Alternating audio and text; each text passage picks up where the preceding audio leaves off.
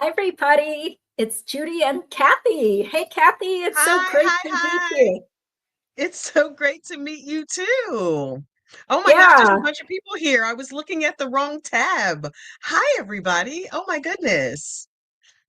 it's great to see people here ready to take a break from all the serious, gloomy topics. And, true crime can really bring you down because you're hearing Yeah, about all these like sordid tales and people just acting horrible to each other and stuff. So sometimes you need some humor to be for able to sure. cope. Yeah. So, Kathy, can you tell us more about yourself? Because I barely know anything about you.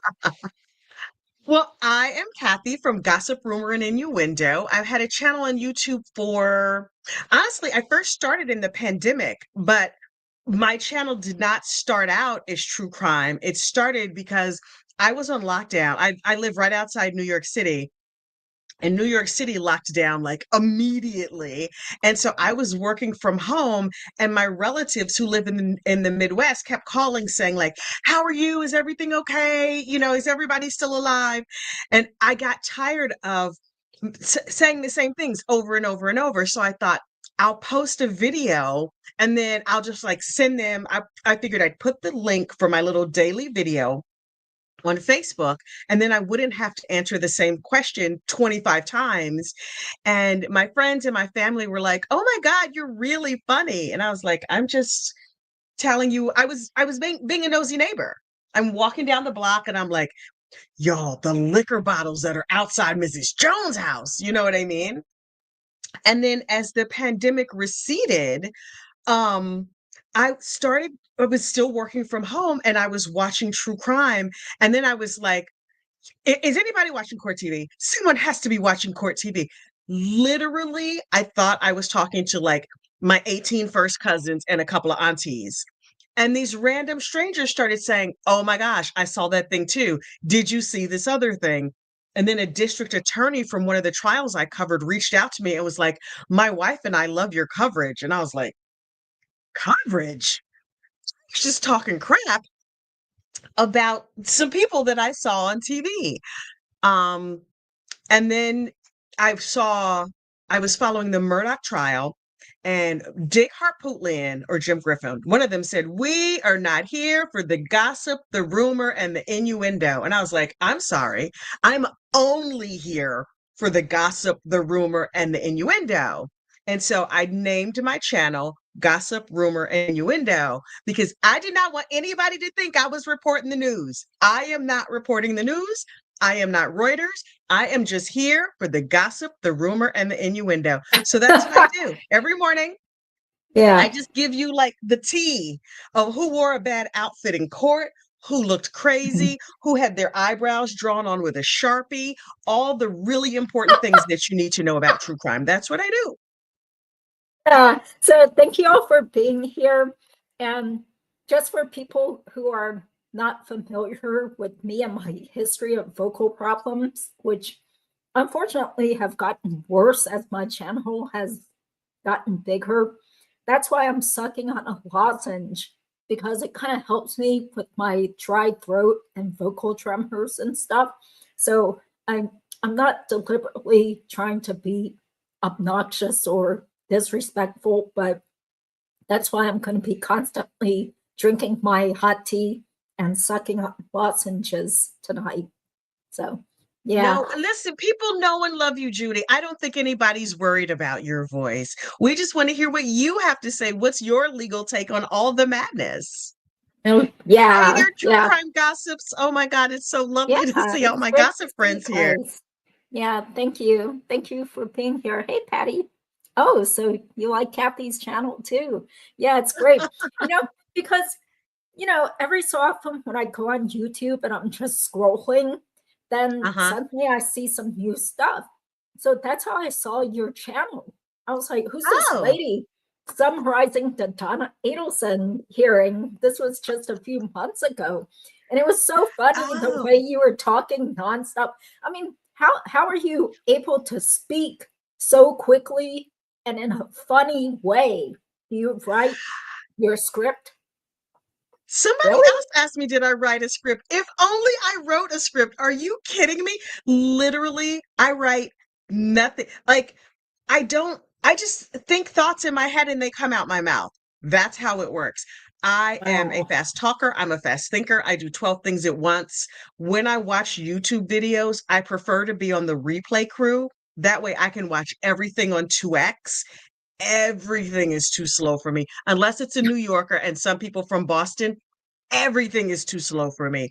And now that YouTube has like the 3x, I'm living my best life. There's But 3x? Well, that yeah, might be there's a too 3x fast. for premium members. But I'm just like, Wow. even when I watch back my own content, I feel like it's too slow. I only play back if I'm trying to do like find shorts or something, I only play it back at like now I'm up to like 2.3. Past 2.3, it's a little bit too fast for me, but everything else, like I do bullet points. I have the points I want to make sure that I hit, but I don't write anything. I don't even know what I said. People What? quote me back to me in the comments. People are like, oh my gosh. And they'll put quotes and they'll write something and I'll read it and I'll think, oh, that's hilarious. Who said that? Like, I don't know what I said. I never know what I said, ever. It's a curse. It gets me in trouble a lot. This is awesome. So, have you ever done stand-up comedy or tried No, to join an improv troupe or something?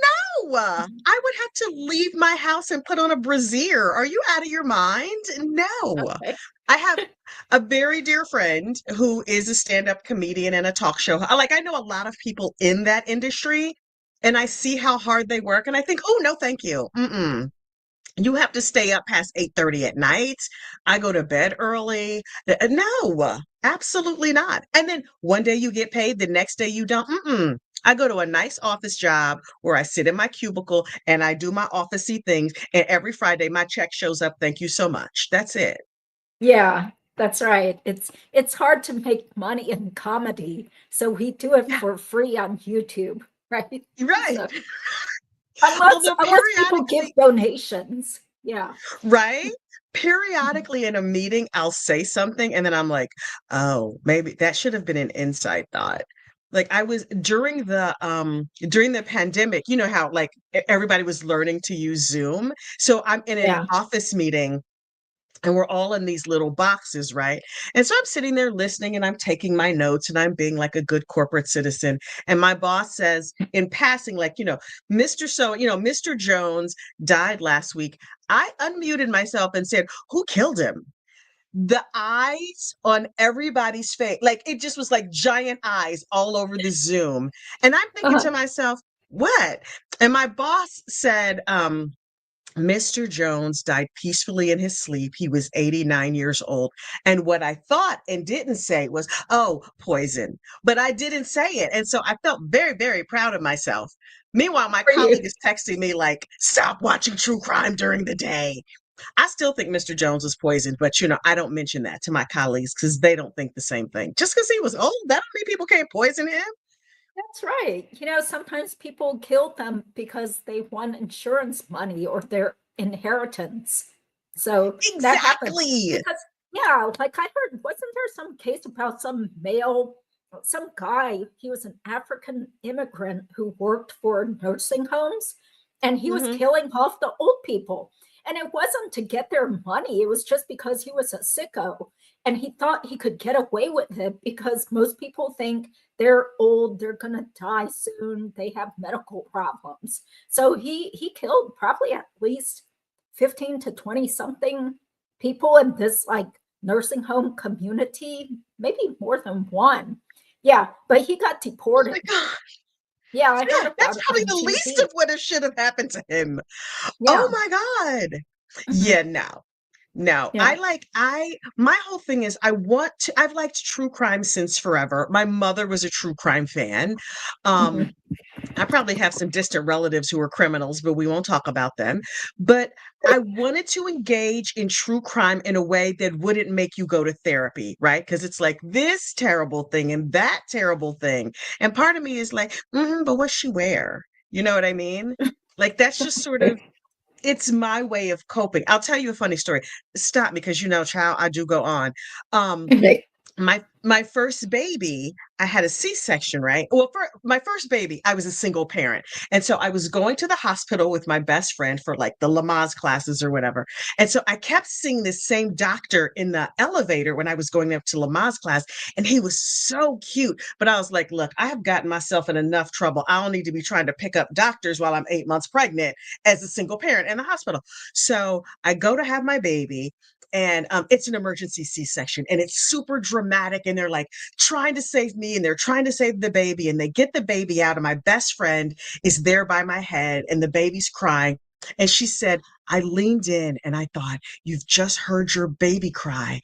And what magical, like prophetic words are you going to say? And so I'm like, Natasha, Natasha. And so she leans in and she says, what? And I said, tell that hot doctor I'll be good in 6 weeks. Because he was standing right over there. And she was just like, you are out of your mind. He never called. I'm still very sad about it.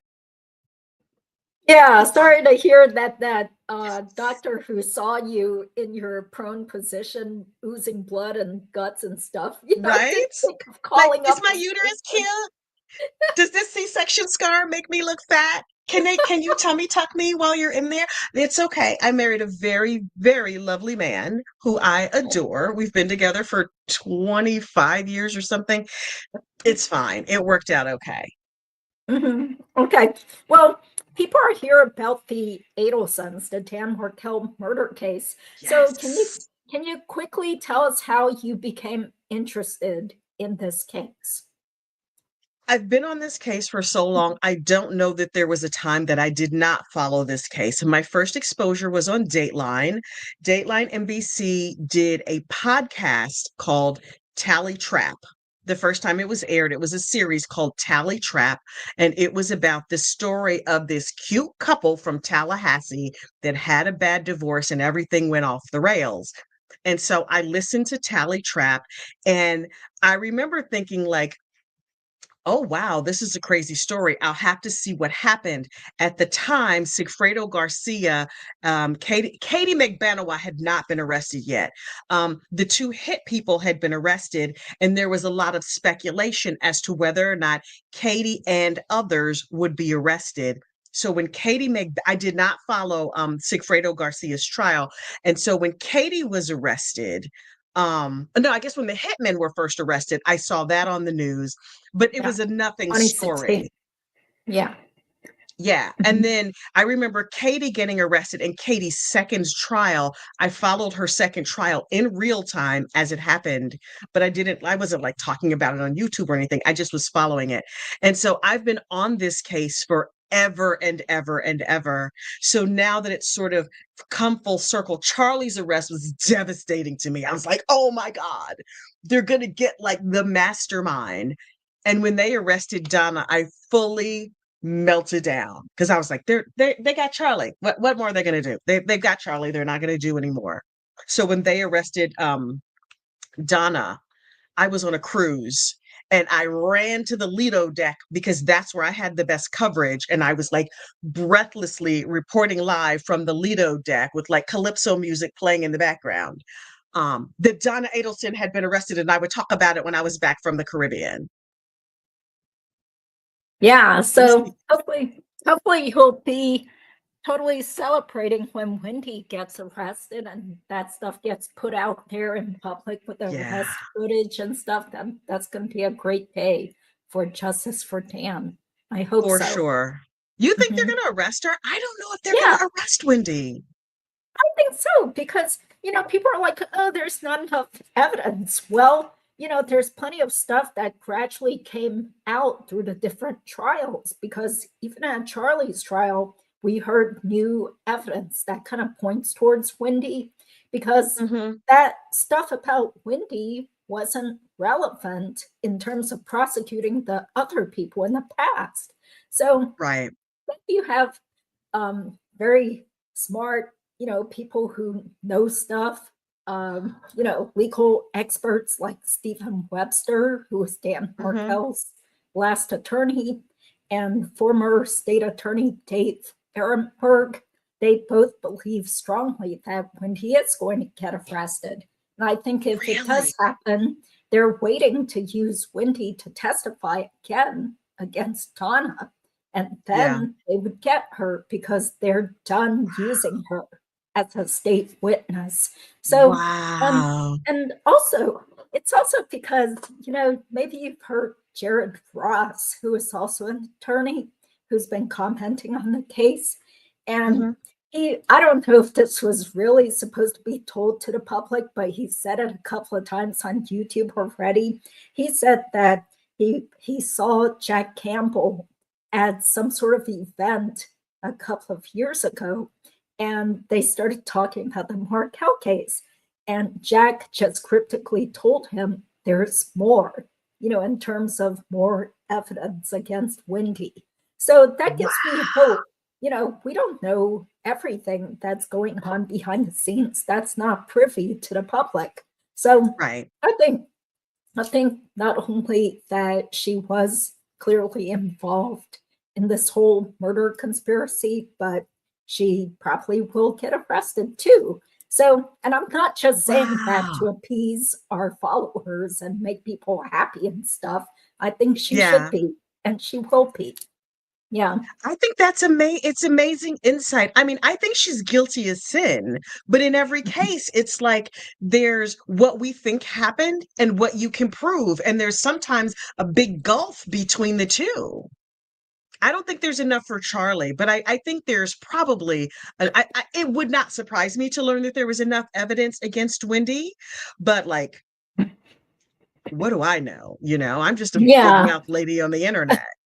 Yeah, because ultimately it's like people shouldn't get mad at us for having opinions because we're just people out here on YouTube, just spouting off our whatever it's worth, as Tanika says, her 2 cents. So yes, I love Tanika. Oh, I love Tanika so much. Yeah, she said you two actually are friends in real life, that you two We actually live close to each other or work close to each other. We work across the street from each other. We met on YouTube. Wow, that's great. Yeah. And she's like, we should get together for coffee. Are you ever in the city? And I was like, I'm in the city all the time. Are you ever in the city? And we found it. I was like, oh, meet me at that Dunkin' Donuts. We work across the street from each other. She's awesome. Yeah, that's great. Okay. So are you ready to go ahead and start playing a little bit of Wendi's testimony? Okay. Let's do it. I'm excited. Yeah. When we have some downtime with the case, why not just go over this again and give our takes on it? So thank you, mentor lawyer, for giving permission for me to show his stuff. And part of the revenue will also be shared with him. So we'll just play it for a few minutes and then take a break. And this is at 1.25 speed. Okay? Ready? A little slow, but okay. Oh, okay. Do you want 1.5? No. I'm kidding. Go. It's fine. Okay, sure. Okay, so this is Kappelman. Question. Close family in South Florida. The close family would have been my mom and my dad and my brother. And which brother is that? My brother that's here today. Charlie Adelson? That's correct. Okay. What's your mom's name? My mom's name is Donna. Donna Adelson? Yes, that's her name. What about your dad? My dad's name is Harvey. And where did Donna and Harvey live back in the time frame between 2012 and 2016? They lived at the home I grew up in Coral Springs. And how far do they live away from you currently as we sit here today? Currently, depends on Miami traffic, but anywhere between 15 minutes and an hour. Right. And what kind of a relationship do you have with your parents as we sit here today? I have a good relationship with my parents. And has that always been the case? I would say so. Can you describe the relationship that your mom has with your boys? I think it's very loving. I think she's a very dedicated grandmother. She spends a lot of time with them, doesn't she? She does, yeah. And when they were little and you first moved there after Danny's death, how much time was she spending with them? When I moved there after Danny's death in 2014. How much time was your mom spending with the boys? I mean, we were all living together at that point. So, we were spending every day together. How were your parents employed? Are they retired now? They're retired now. What are they retired from? My dad was a dentist, and my mom used to coordinate, kind of be like an office administrator at his practice. Did she write the checks at the practice? Paychecks? Yes. Mm-hmm. She handled all the bookkeeping. What was the name of the practice? The name changed over the years, but probably the name when they retired was the Adelson Institute. And were your parents wealthy at the time that your husband was murdered? I mean, my parents worked their whole lives to support us, right? Mhm. So I think the business did well for a period of time. About $2 million in profit each year between 2013 and 2016, They sound right? never talked to me about money, so I have no idea how much the business made at any given point. Did you discuss your marital problems with your mom at all? I did, yeah. Okay. What about the resulting legal issues? Was your mom read in on those things? I mean, I definitely updated her about the results of the relocation when that petition got denied, but not kind of the ins and outs of every part of our divorce. What about your dad? Was he invested in your divorce status? I think the same as my mom, just worried about me and worried about the boys. Mm-hmm. All right. Are those emails between you and your mother? I don't think I responded. I think they're just emails from my mom to me. No? Okay. Mostly all from your mom? Yeah. Okay. And the email address says, I think it's something like Wendi Harvey. Can you tell from the content that it's your mom typing rather than your dad? Yeah, the email's Donna Harvey, my two parents' names. So they've been married over 50 years, so they have a joint email address. So it's from both of them. Okay. So that paragraph, isn't that paragraph going into detail about how the issues surrounding your divorce and litigation is financially impacting in a negative way your parents' business? That's what my mom says here, yes. Okay. And it also says, additionally, this loss of income affects my family because my older brother, also a dentist, purchased the practice from my father in mid-July 2012. He has a monthly payment to make to my father based on the sale of the practice. It isn't fair to him to have decreasing monthly income statements from the practice due to my parents spending so much time here in Tallahassee. So this is an argument that your mom is proposing, right, to help you, give you an idea of what might persuade the courts to allow the relocation. You agree with that? Yes, that's what she was doing, yes. Okay, and she's indicating that both your parents as well as your brother have suffered financially as a result of you not being able to relocate. Yes. Okay. So it'll be the second email in your packet, page 1 of 3. Okay, Do you see that? I see that page. Okay, and there's a rest of your life highlighted or underlined in the center and in bold. Do you see that? Yes. Okay, right before that, it reads, however, the rest of your life and consequently Dad's, mine, and yes, even Charlie's will be affected by how well you can perform/act before July 31st. You need to be a good actress you can be a good actress when you want to. I've seen you in action. You need to put on the performance of your life. Jibbers hasn't beaten the Adelson family yet. Who's Jibbers? Jibbers, she's referring to Danny. So in this, again, your mom is referencing how everyone's life is being affected by this relocation, including your brother, Charlie. Do you agree with that? That is what she said, yes. All right. Is your mom overprotective of you? Yes. All right. And is it fair to say she's, a little on the controlling side? I don't think she's controlling, but she's definitely overprotective. Did she ever try to micromanage your life? Maybe, yeah. Did she have an interest in who you were dating and who you weren't dating and who you should be dating when you were I single? think she was usually disappointed that I wasn't dating more. Okay. For example, isn't it true that she would not let you drive to and from Tallahassee to South Florida? Well, I used to drive before I had the boys, but they were young and she preferred to come with me and give me some extra support. So what would that look like if you were going to take a trip to South Florida? Would they come up here and get you or? No, sometimes I would go myself with the kids, but I was breastfeeding both of them. So it usually looked like me breastfeeding a child while I entertained the other in the Okahumpka rest stop. So Okay. it was a lot. It was helpful. Okay. Hey, can you hear me? Yep, I can hear you. Okay, so what do you think about these things that she's been saying and all her little smiles and her sweet as molasses voice here? I think Donna has it just right when she says, I've seen you put on your act, Wendi. Like you have to act your heart out. What I don't understand for the life of me is why a judge would care about her family trouble related to custody. It's not what's in the best interest of the entire Adelson clan. It's what's in the best interest of these two children. And that's to be with both of their parents, not to worry about what her brother's dental practice and her father's whatever. It's crazy thinking, but she's like, I'm going to bat my doe eyes really, really big and convince the judge that I need to have my way. It's madness.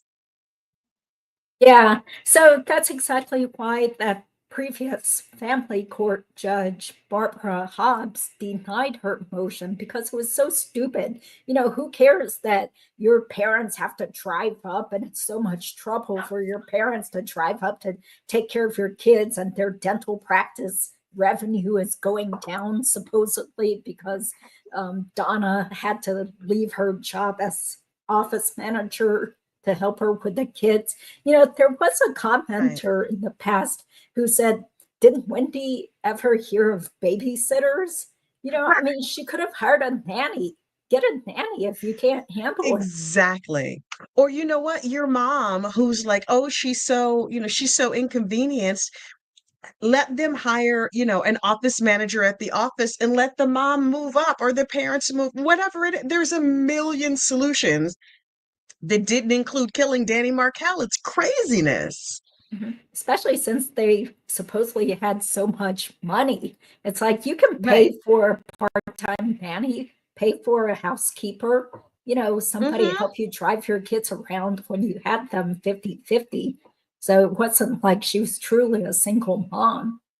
So And has Wendi ever had like a real job that she went out and got on her own? I mean, when she was up in Tallahassee, she had her job because Danny got her the job.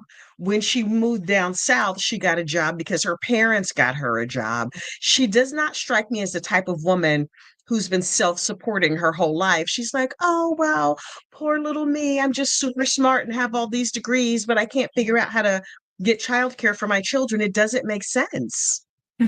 yeah, that brings to mind what Jeff Lacoste said about her, which, from what I recall, he said she can't handle adulting very well. She gets lots of people Mm, to help her out. And, since she's so pretty and outgoing, people bend over backwards to ugh. do her favors and stuff. And she did get a job as a judicial clerk for a court of appeals judge or a federal court judge down in Florida, but I'm not Okay. sure if that was thanks to her connections, because her Mm, godfather who was some sort of chief judge in Broward County. So she had right. this life of privilege where things sort of get people help her, and they have connections to get what they want. That's the way that Adelson seemed to operate. They're very transactional. And I think it's sort of, they seem like the family that's sort of like screw unto others before they screw unto you. Like, I'm going to get them. And ultimately, they thought like when Donna says, Jibbers hasn't beaten the Adelsons yet. Like, who's having the last laugh? Poor Danny lost his life. But now these people, for the 10 years since he's been gone and for the rest of their lives, they lost everything. Everything. They're losing access to their grandchildren. None of their children speak to them. Wendi has fled the scene and now she's off in Austin for now until she gets arrested. Like, the whole thing is crazy and so amazingly short-sighted. It's unbelievable to me. Yeah. And so, yeah, I totally agree with Patty N here, where when he says she was close to her parents during the time of the murder, Georgia's setting her up when he should have been distancing herself. So this clearly shows how tightly knit they were. Like, she couldn't Yes. handle her kids without Donna helping her, and Harvey too.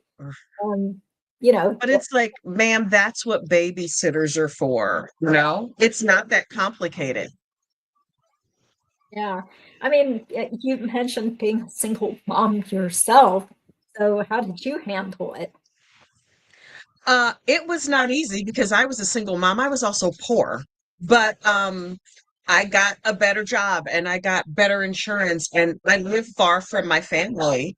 So I created a community of like friends and neighbors and other people who could pitch in and help out. Yeah. So you didn't think of killing somebody to solve your problems?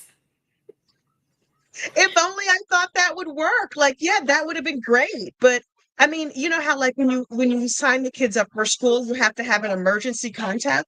My emergency contact was my real estate agent.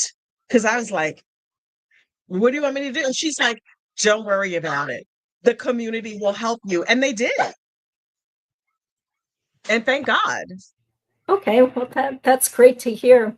Yeah, and I do have to mention here that Fancy Fiction, through a source, has told us that turns out Wendi didn't even breastfeed her second kid. She wasn't breastfeeding both kids at the same time. The kids were maybe like a year and a few months apart. So this whole thing, trying to get people to luridly think of her breastfeeding two children, it didn't even happen in Wow. real life based on the She source. lies so easily. It's wild how just like, how some people like lie when they don't even need to lie? She's one of those people. She just lies for sport. It's wild. Yeah, it is really disturbing too, because she seems to have achieved a lot in life. She was valedictorian. She was it a Truman Scholar? Or, got some sort of scholarship, and, you know, seems to be pretty well educated. But yet, it's bizarre. It's like, why do you have to bring up this breastfeeding thing? It was sort of like in her podcast where she had to mention that she was still a virgin at her high school graduation and her mom was so proud of it. I mean, it's like, why do you always have to bring in some sort of like weird, lurid thing because you think it's so funny? Haha. Where is that fact relevant? Like, Yeah. are you putting that on the invitations? Wendi is graduating from XYZ high school. She's also a virgin and she's the valedictorian. Like, where is this information relevant? Yeah. I don't understand. I don't get it. Listen, Yeah. me too. I'm a virgin right now. All three of my children can tell you about it. Like, it's crazy. Yeah. Well, and plus, how would Donna know anyway? I mean, I wouldn't put it past Wendi to lie to her mom just to appease her, to get Of Donna out of her course. business. Yeah. Of course. And listen, if I know like pretty Wendy who's batting her eyelashes, like what are we counting as virginity? I mean, not to be crude, but like, come on now. She doesn't seem like a girl who, okay, I'm gonna leave that be. But Yeah, we can't get our live stream shut down, so let's not say any X-rated words or no, descriptions. I'm just thinking her ears, her arm. I don't know what's happening over there. I'm just saying that belly Okay. button might not be. I don't know what's going on. Okay. All right. Let's continue playing this since hopefully we can keep this under an hour and a half or something. Okay. Yes, Okay. yes, yes. Thank you.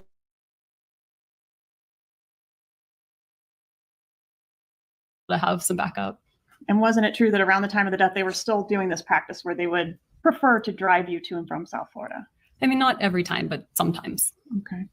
And would your mom sometimes enlist your brother Charlie to convince you to do certain things in your personal life?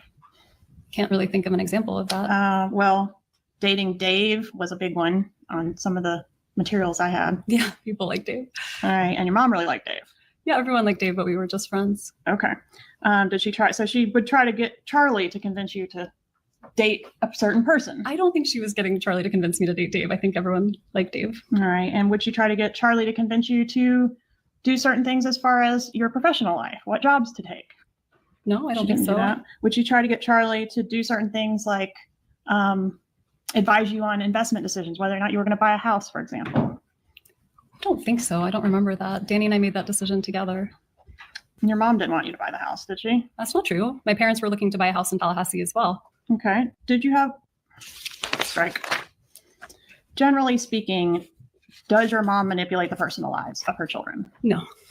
Is your mom, like if she's really upset about something or worked up about something, is that something that your brother Charlie is going to hear a lot about? Who's going to hear more of it, you or Charlie? Well, if my mom's upset with me, probably Charlie. And if she's upset with Charlie, probably me. Okay. So do you get a lot of that? Do you hear a lot about, let's go back. Let's go to before the murder. Did you get a lot of Donna just giving you an earful about what Charlie needs to be doing? Probably at some point. What was Charlie doing with his personal life? What did his personal life look like? At what point? Before the murder. I mean, at what period of time before? All of them. Wasn't it just a revolving door of girlfriends? Right, but my mom didn't complain to me about that. She didn't mind that with him. I don't understand the question. She didn't mind if he went from girl to girl to girl. That was acceptable. She didn't really weigh in on it, no. Who talked to her more, you or Charlie? Charlie. A lot more, right? Yeah. At the time of Dan Markel's murder, were your parents extremely angry with Dan? At that point, no, they were in a much better place. I want to direct your attention to an interview that was conducted on, I think this was your law enforcement interview. So July 18th, 2014. And I'm specifically for court and counsel looking at page 27, lines 11 and 12.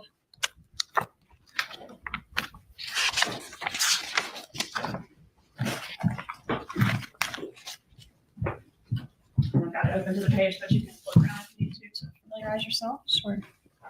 And I'll take that exhibit if you want.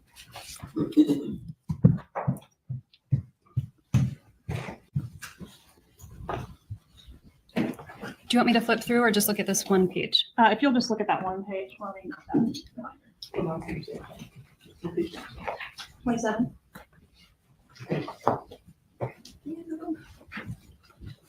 Let me get to where you are. So page 27 there, lines 11 and 12, and I've got it highlighted for you. Yes, It says, Ms. Adelson, my parents are, very angry toward him. Is that true? Was that Isn't that true? what you said? Your parents were very angry toward Dan. Can I read the rest of the sentence? Sure. So I say, my parents are very angry towards him, but even when they're around my kids, they would never say a bad word about my kid's father. And then on page 288, line 24 through page 289, line 1, and that's going to be,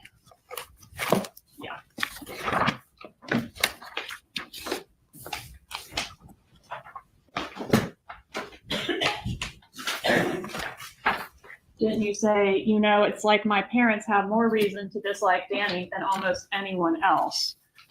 Is that what you said? That is what I said. And that's because he hurt you, right? And I was saying that in the context of talking to law enforcement for hours and hours and trying to help them figure out who might be responsible. Right. And who did you tell them might be responsible? Well, I told them many, many people, but are you asking about this particular? Okay, see, look at her trying to deflect, like she'll never admit to anything, or, she just keeps spinning things around like, well, what are you talking about? Like trying to change the subject. Don't you see She goes all doe-eyed, like, what? I think you've misunderstood. It's like, ma'am, we all have common sense here. This face that she's frozen on, I feel like that's the face she tries to give all the time. Like, I'm just a dumb girl. I don't, 1 minute she's so super sweet and innocent, and the next minute she's this sophisticated attorney lady who speaks multiple languages. It's wild.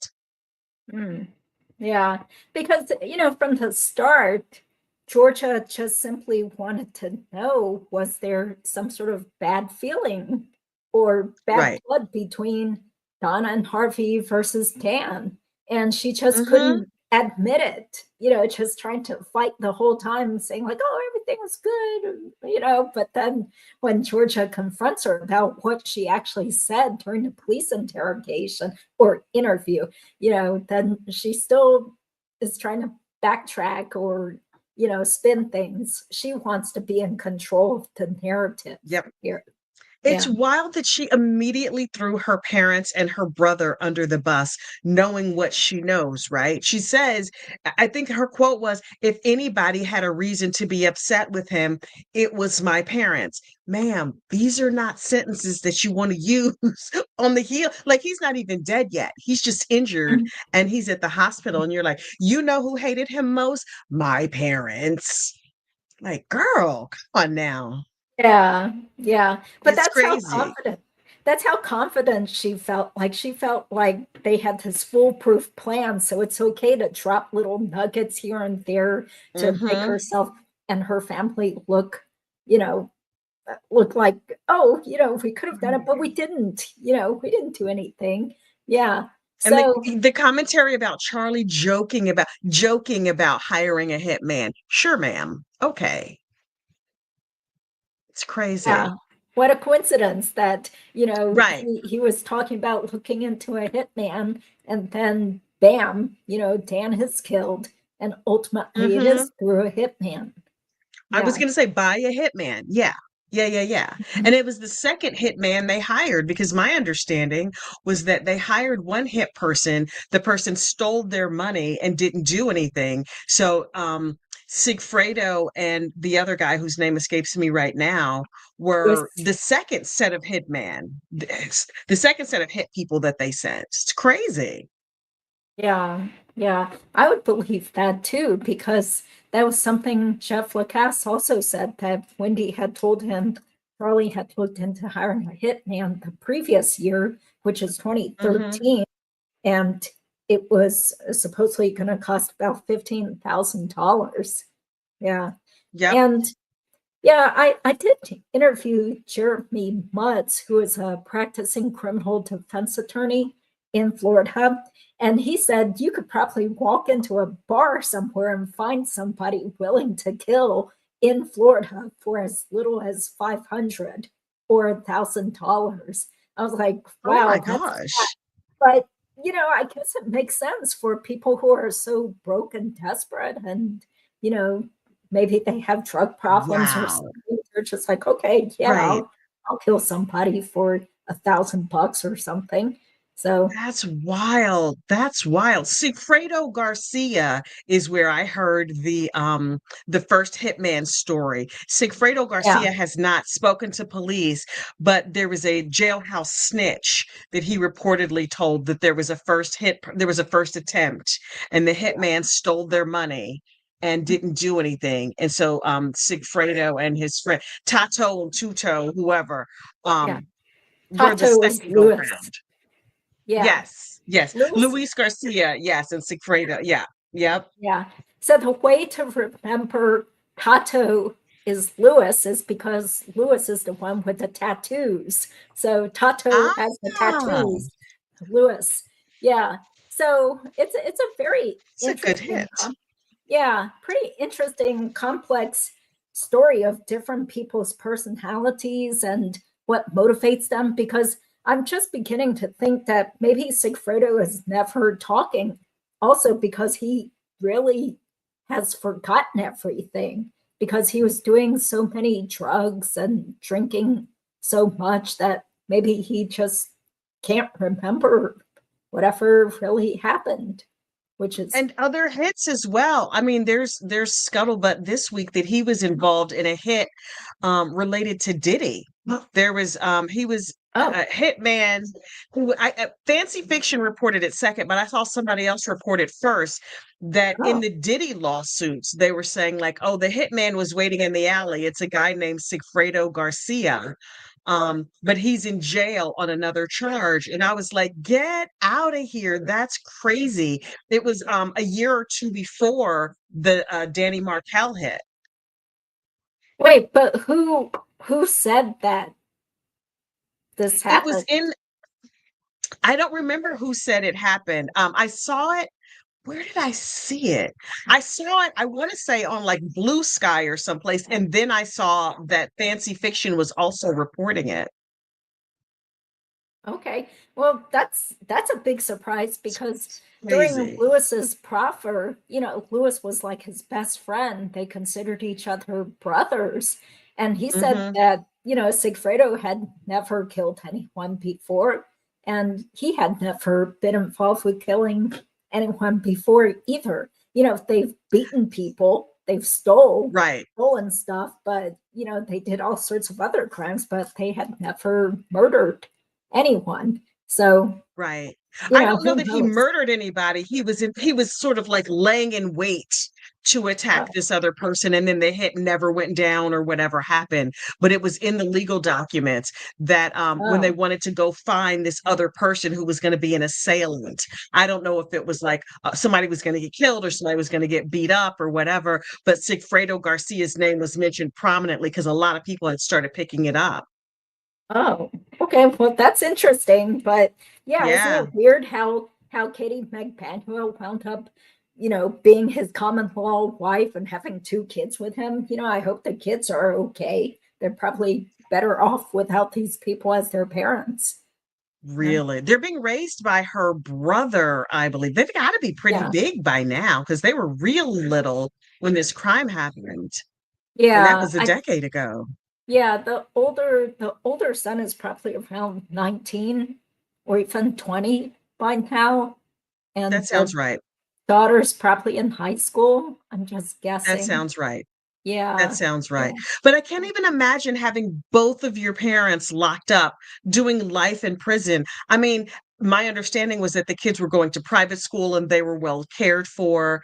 Um, who knows how that's being financed or whatever. Hopefully her brother has like a good stable job, but I got the feeling that the whole family was sort of crime adjacent because Katie Magbanawah's sister-in-law was either arrested or was charged with embezzling a She whole was in bunch of prison. money.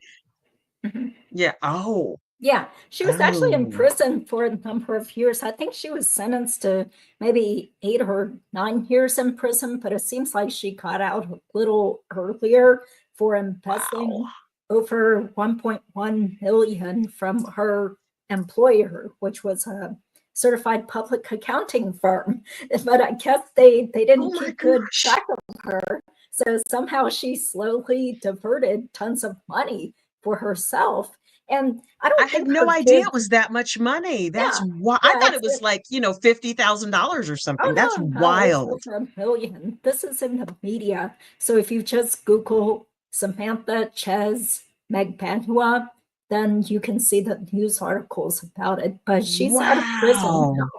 Yeah, and I don't think the kids actually went to private school. That was something that Oh. Katie was bragging in jail to one of her cellmates, saying that her kids were going to be able to afford Oh. to go to private schools or have private tutors or something when she Mhm. allegedly bragged about, how she got her big boobs because of the professor. And, she's talking about what else Charlie's going to give her once she gets out of The jail. murder boobies. Who Yeah. is out here I mean, listen, if you're gonna do something terrible like this, right?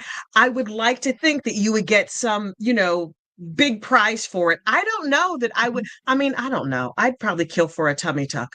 But I'm like, "Eee, just to be out here with your murder boobs out here in these streets? Mm-mm." Oh, hey, David.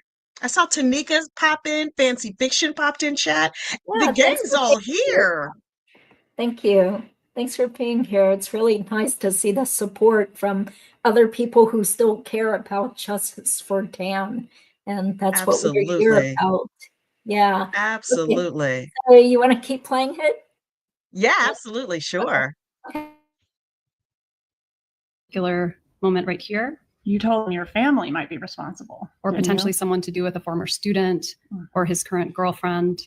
I mentioned lots of people that I thought could be responsible. Okay. And of the lots of people that could have been responsible, your family as well. Yep. Because they might have done this thinking it would help you.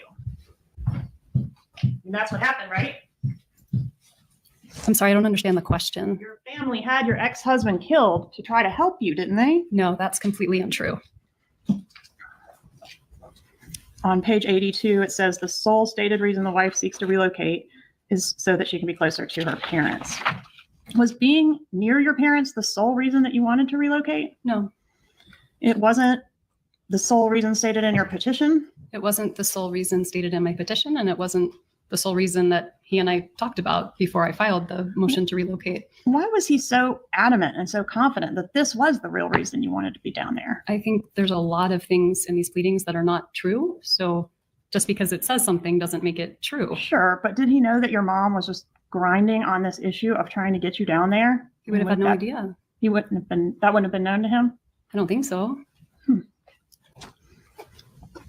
Did your mother, Donna Adelson, review the filing in which Dan Markella is accusing you of this theft and all this stuff? I don't remember if she did. What about the one where Dan Markell is asking that your mother not be permitted to have unsupervised visitation with the kids? My mom never saw that because after he filed that, he then asked my parents to babysit the kids. My mom baked him banana bread, gave him a hug goodbye. So there was nothing truthful about that pleading that he filed, and my mom never saw it. Why do you think he filed that? He was really angry at me for leaving him. Okay, so he didn't really want to limit your mom's visitation with the kids. No, And he that's asked for her to evidenced- babysit after he filed that. Evidenced by the banana bread. And so she didn't even know about that filing. She never knew about it. Okay. And when she laid all those options out in that email to you about other options that you could take to secure the relocation, as far as bribing? Remember that? Converting the Christian children to Christianity. Remember that suggestion? I sure do. Okay. What did she put in there that she viewed as your most non-negotiable and most important part of your divorce? I don't know. Do you have something I can see? States Exhibit 57.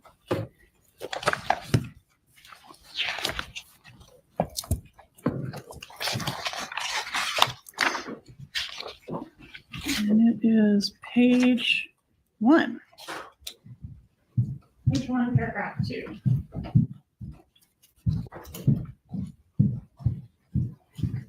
So you want me to read what she said here? I want you to answer the question. What was the most important part? Of the divorce for my mom. Yes. It says here that for her, it was relocation. All right. And did you have 2 8-hour mediations in your divorce? We had 2 very long mediations. I don't remember exactly how long they were, but they Did felt they like a very result long in a time. resolution? No. Was Mr. Markel seeking to depose your mom as part of the divorce? I don't remember that. Do you know if it ever happened? I don't think it happened. I don't remember it. Was the prospect of that upsetting to your mom? I don't think so. I don't remember it. So I don't remember talking with her about it or. Did your mom call Dan any disparaging names around this time frame? Well, I just read them in the emails, but I Okay. don't remember them independently. Okay. Did she call him an asshole? Yes. A narcissist? A Yes. bully? Yes. Religious zealot? Yes. Bastard? That I don't remember. Page 5. Is it page 5 from the first email? Yes, if you'll just go through by the physical pages. I see. Yes. I'm sorry, what was your answer? Yes. Fucker? Yes.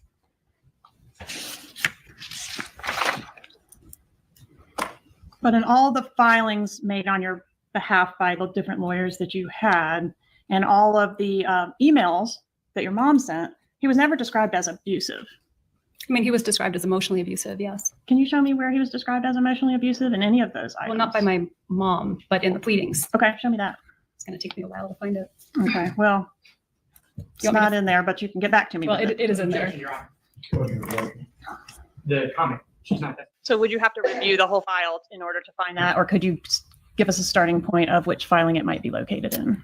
It might be under the petition to relocate. It might be under the initial divorce proceedings. Okay. It wouldn't be in emails from my mom, but it would take a while to find it. It might be in the depositions. Did you like Tallahassee? I did. And you said, I think you did say this, but let me clarify. Was your mom aware of the order denying relocation? My mom was aware of the order denying And relocation. what about your brother, Charlie? Was he aware of that as well? I'm Do you sure know? my mom would have said something to him. All right. So did your mom suggest any ways that you might coerce Dan Markel to let you move with the kids to South Florida? Yes, I think we talked about that before. We did. And for this, I'm referring back to those emails. And in particular, the bribe. So another bribe to get him to allow relocation. I'm on page 5 of the first email for the defense. Another bribe to get him to allow relocation should be the offer of plane tickets so that he can fly back and forth, right? So you're going to potentially offer this big monetary benefit that would allow him to fly back and forth to work. Is that the idea? I never said that I was going to do any of that. Okay. Was that the idea that your mom had? That was the idea. All right. And the amount of the bribe is going to be, or was at least discussed as being $1 million. Is that right? That is what they said. Okay. And did you agree with that? No. Would that have worked? I have no idea if it would have worked, but You think he might have taken $1 million to let his kids go? well, he wasn't letting his kids go. He would have moved to South Florida and he would have commuted back and forth to his job. So maybe, Well, then why wasn't it offered? because I didn't want to do it. All right. What about the idea that you could try to threaten Dan to convert the kids to Christianity so that they can fit into the Bible Belt here in Tallahassee? Is that something your mom suggested in these emails? My mom did suggest that. Okay. And specifically, this is on page 7 of the exhibit.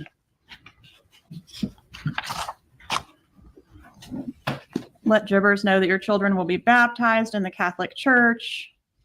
have a picture made of them in front of the church, all that kind of thing. That's what your mom suggested at one time.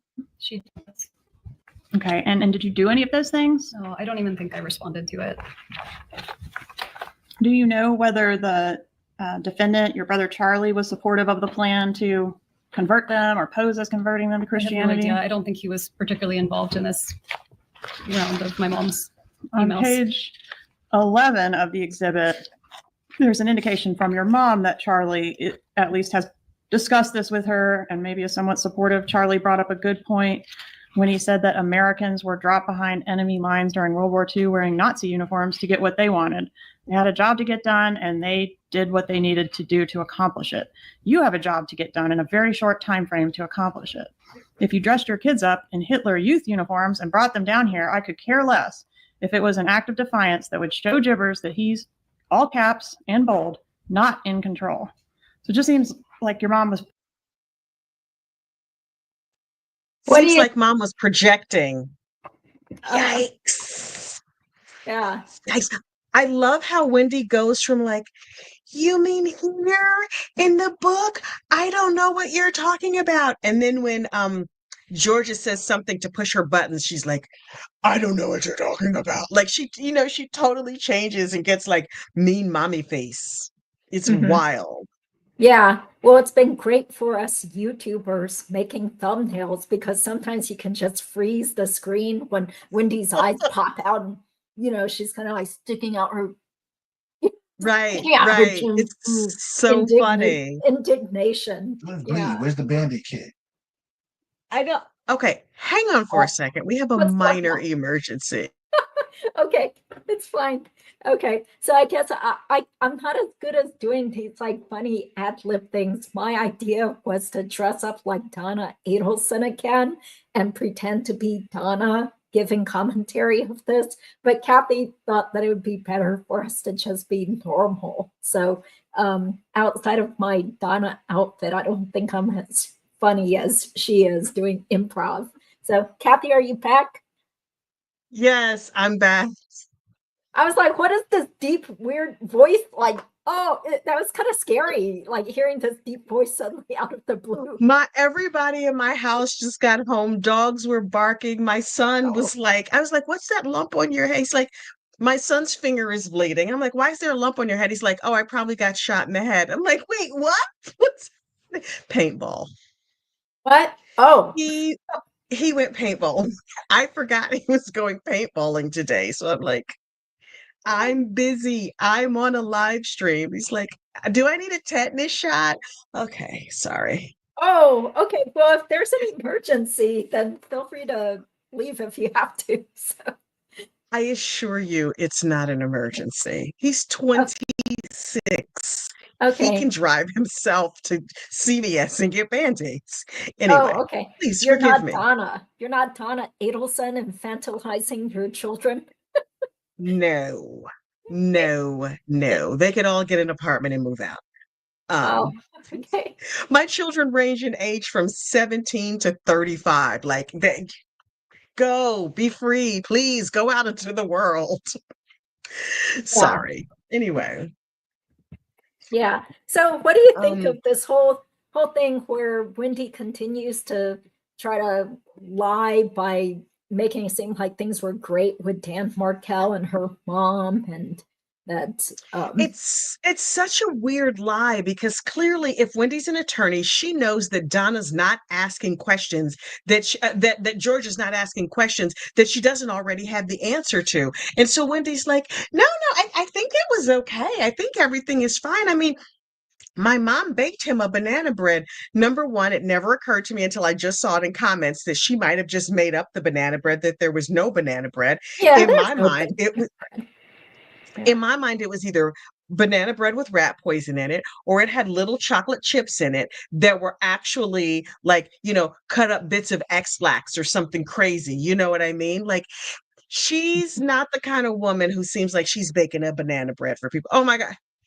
You guys are so sweet. Yes, I'm only 25. I was saying on my on a members only video that I age up. People lie about their ages all the time by saying they're younger. I go the other way. I always add 10 years. I'm actually 55, but I tell people I'm 65. So that way they're like, you look amazing for 65. Like, yes, I'm in my early 80s. Where's my AARP discount card? Okay. Oh, geez. Okay. Well, somebody had a serious question here. Can the Markel Ah, family sue Charlie for damages? Yes, they could potentially sue him civilly, but I don't think it's going to oh, be worthwhile because all his stuff already got put into trusts. So what's the point of suing him civilly at this point? Yeah, because I'm not licensed in Florida, but I think Florida is known to be a state where it helps people protect their assets even more. That's why, absolutely it yeah, is. that's why Absolutely. OJ Florida went and nuts there. Delaware and Nevada. Hmm. Yeah, and that's why the people who I believe murdered Robert Juan, they also went down and bought a house in Florida. So Oh, I don't think filing a lawsuit against Charlie would be fruitful at this point. He's locked up in prison forever, and what are they potentially going to get at this point from what could be potentially seized? Yeah. I also wonder how much money is really left, right? Like, the other attorney whose name escapes me now, Daniel Rashbaum, had to cost a pretty penny. Of course, that had to be prepaid before they went to trial. He was supposed to put money aside in trust for his child, which the child's mother is now out here committing financial crimes, which tells me either she's not good at managing her own money or there's not much money there. They're showing this family is showing all kinds of signs of financial distress. In my opinion, I haven't seen their books. I don't know anything about their personal finances, but there's a lot, in my opinion, to indicate that there's not as much money there as people think. Okay. Well, maybe not in terms of Charlie as an individual. And it could also just be that they don't want to give his child's mother that much money because maybe by now they have Truly. some doubt about her and they're like, why should we give our hard-earned money to this person who's Hmm. out there doing DWI and assaulting somebody and taking Right. someone's credit cards and stuff. Yeah, But but all in of that terms of happened, I thought, after Donna got arrested. I thought prior to Donna's arrest, she was doing okay, but I could have the timing off. Fancy would know better than I would. She's the expert. But yeah, I thought that Bree started having a lot of financial trouble after Donna went to jail. no, the financial fraud, whatever, credit card theft and fraud was in 2022. That was before Donna got arrested. Oh, And the oh, DWI is interesting. pretty recent. That was January. Yeah, Yeah, the yeah. Yeah, but Oh, the stuff wow. where she actually got sued by a couple of landlords, one case was from quite a while ago. I feel like it was more than 10 years ago or something. And Oh, there's another case that I think was in 2023, maybe. Yeah, so she has a couple of judgments outstanding. But once again, from a practical standpoint, that doesn't involve the Adelsons because that's her right, problem. So I don't see right. that showing that the Adelsons are running out of money or something just because they're True. not Fair bailing enough. her out. Yeah, but Fair they do enough. have That tons makes of sense. rental. Yeah, they have tons of rental properties.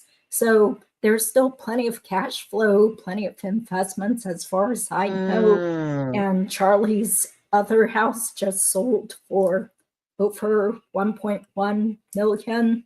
So I'm not sure okay. if there was a mortgage. Probably not. I don't think there was a mortgage, but I'm not 100% sure. Yeah, so there's plenty of money to be had. Like Okay. if you start out with like say $30 million, what's 3 million in legal Right. fees? You still have For more. sure. So For yeah, sure. plus rental It's so interesting to me. income. Why the one-way tickets to Vietnam? Like, I don't, it just seems so crazy and short-sighted. Like, oh, Mhm. okay, we're gonna make this great escape, but the one-way tickets, if they had bought round trip tickets, they could say, we were just going to go for a vacation. We just needed a break. But those one-way tickets, everything about it screams like, hey, we're fleeing the country. It's crazy to me. Yeah, especially if she was caught on that recorded phone call saying she was looking into non-extradition countries. I was Yeah, looking into China and Korea, but we're looking for a non-extradition treaty place or whatever she said. I mean, how can it's she? It's crazy. like she's so much like Charlie and Wendi. They are her kids after all. But you hear Donna Wow. on the stand still trying to, open her eyes wide and speak in this low tone of voice, like I wasn't afraid of being arrested. We just needed to go to a place of peace and catch our breath, like Sure, whatever her girl. excuse was. Sure. Sure. I just read in the chat. I don't know if it's correct or not, but Charlie and Bree only knew each other for 6 weeks. Oh, they Yikes. knew each other. That's not true. Yeah, they actually did know each other as early as, say, like 2016, because, Bree was the Oh, she nanny was the to Wendy's nanny for Dave or whoever. kids. Yeah, she was the nanny for Dave's kids. So they knew each other. But according to June, they didn't start dating or talking to each other until about 6 weeks. Got you. And then she got pregnant. So they were just talking for about 6 weeks and then she got pregnant.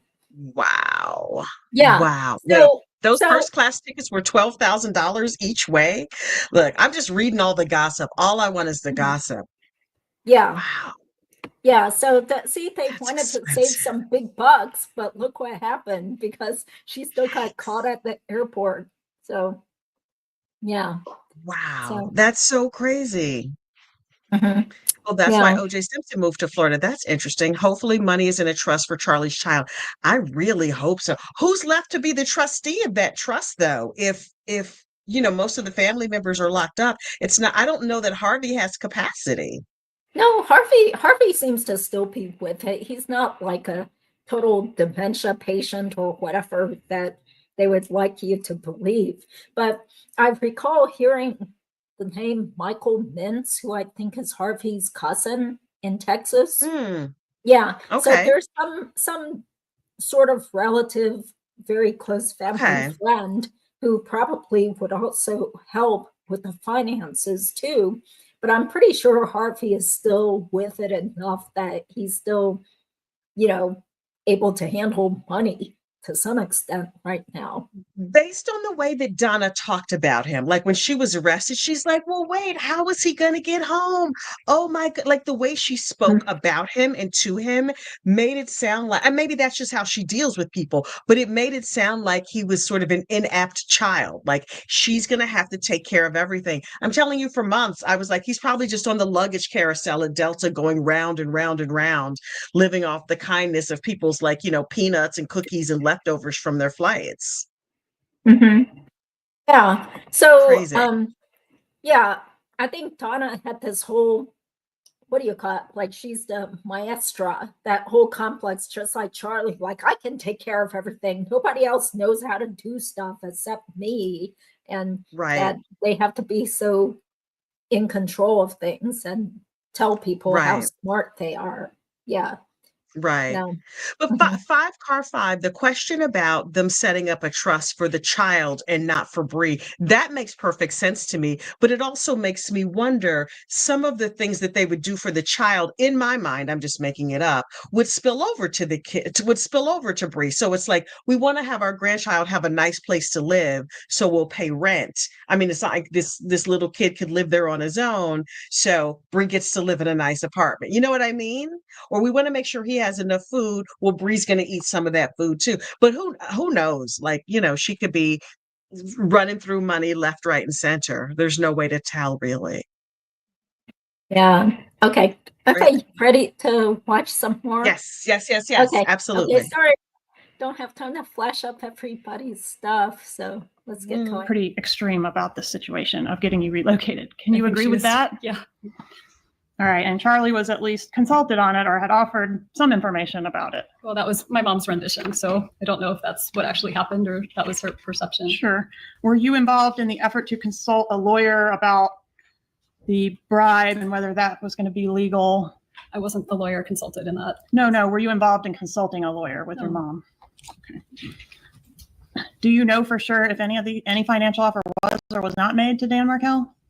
I couldn't say for sure if they made it to Danny without me knowing, but I don't think so. Is that something they would do, is try to negotiate with him behind your back or deal with this situation behind your back? I don't think so. I think I would have known. Danny probably would have told me.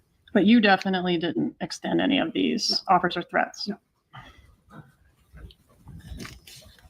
So it's getting personal. Would you agree with that? My attorney here is responding to his pleading, which was over the top. And this is over the top, right? I don't think so, no.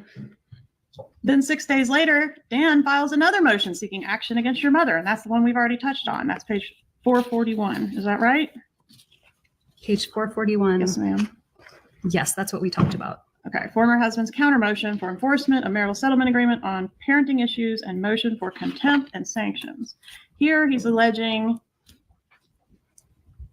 again, more violations of the marital settlement agreement, including communication between he and the boys. He wasn't happy with how much communication was happening, failing to keep him informed of where his kids are, failure to communicate about parenting decisions like the kids' schooling, diet, and extracurricular activities, and refusal to provide him access to the kids on their birthdays. So he's complaining about a lot of things associated with this, not money stuff, it's parenting stuff too, right? That's right. And isn't it in this motion that, yes, sir. Oh, I said that. That's right. Isn't it in this motion that Dan Markel seeks to enjoin you from allowing your mother from spending time with the kids without supervision? Can you please show me which page that's on? 450. Do you see a paragraph beginning on 3 specific occasions?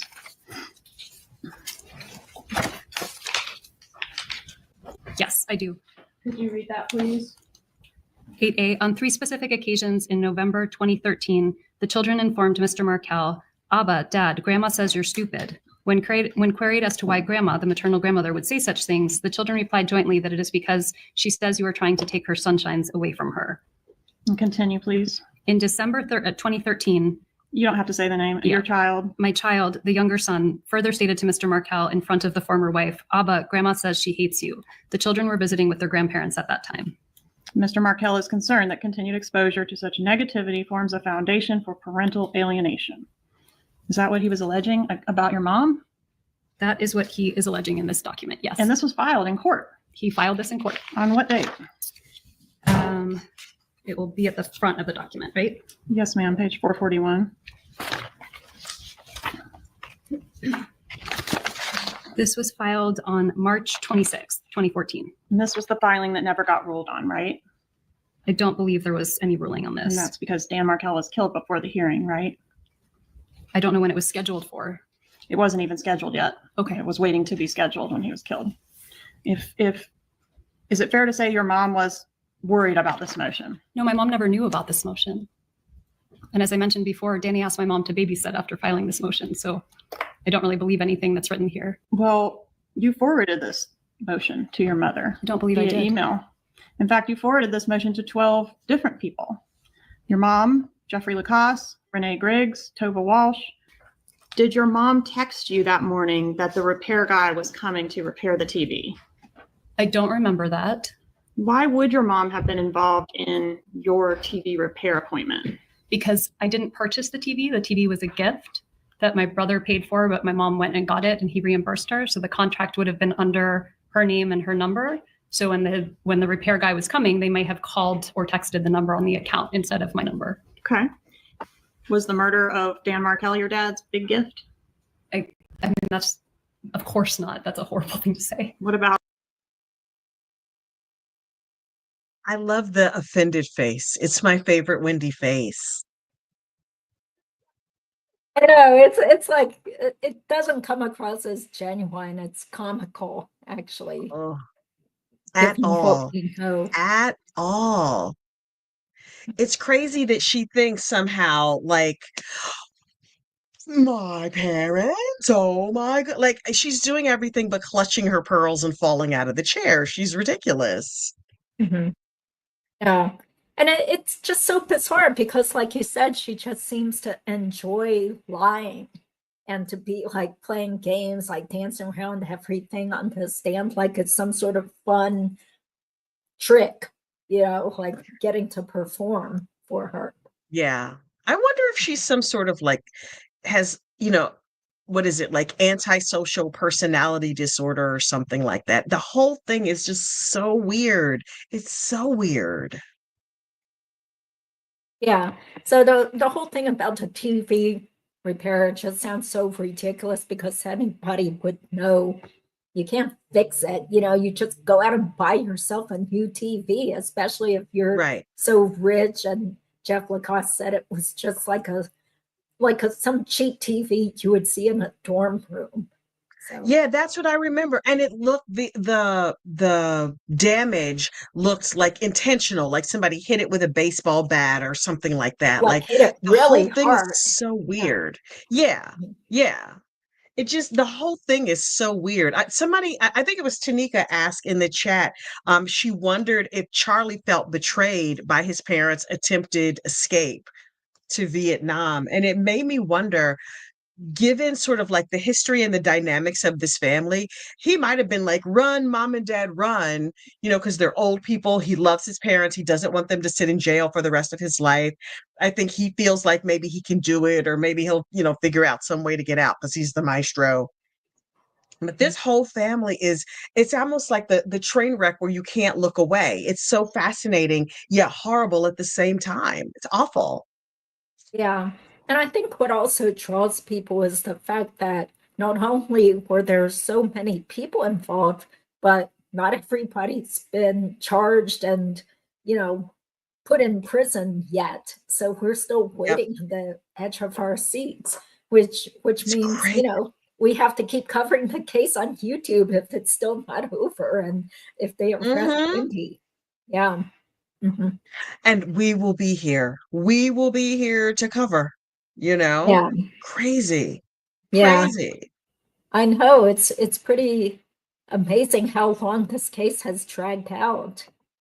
So It's been a decade, but who knows? Sometimes these things go. I mean, one of the ones I'm following now, it's like the crime happened 18 years ago. I mean, there's no statute of limitations.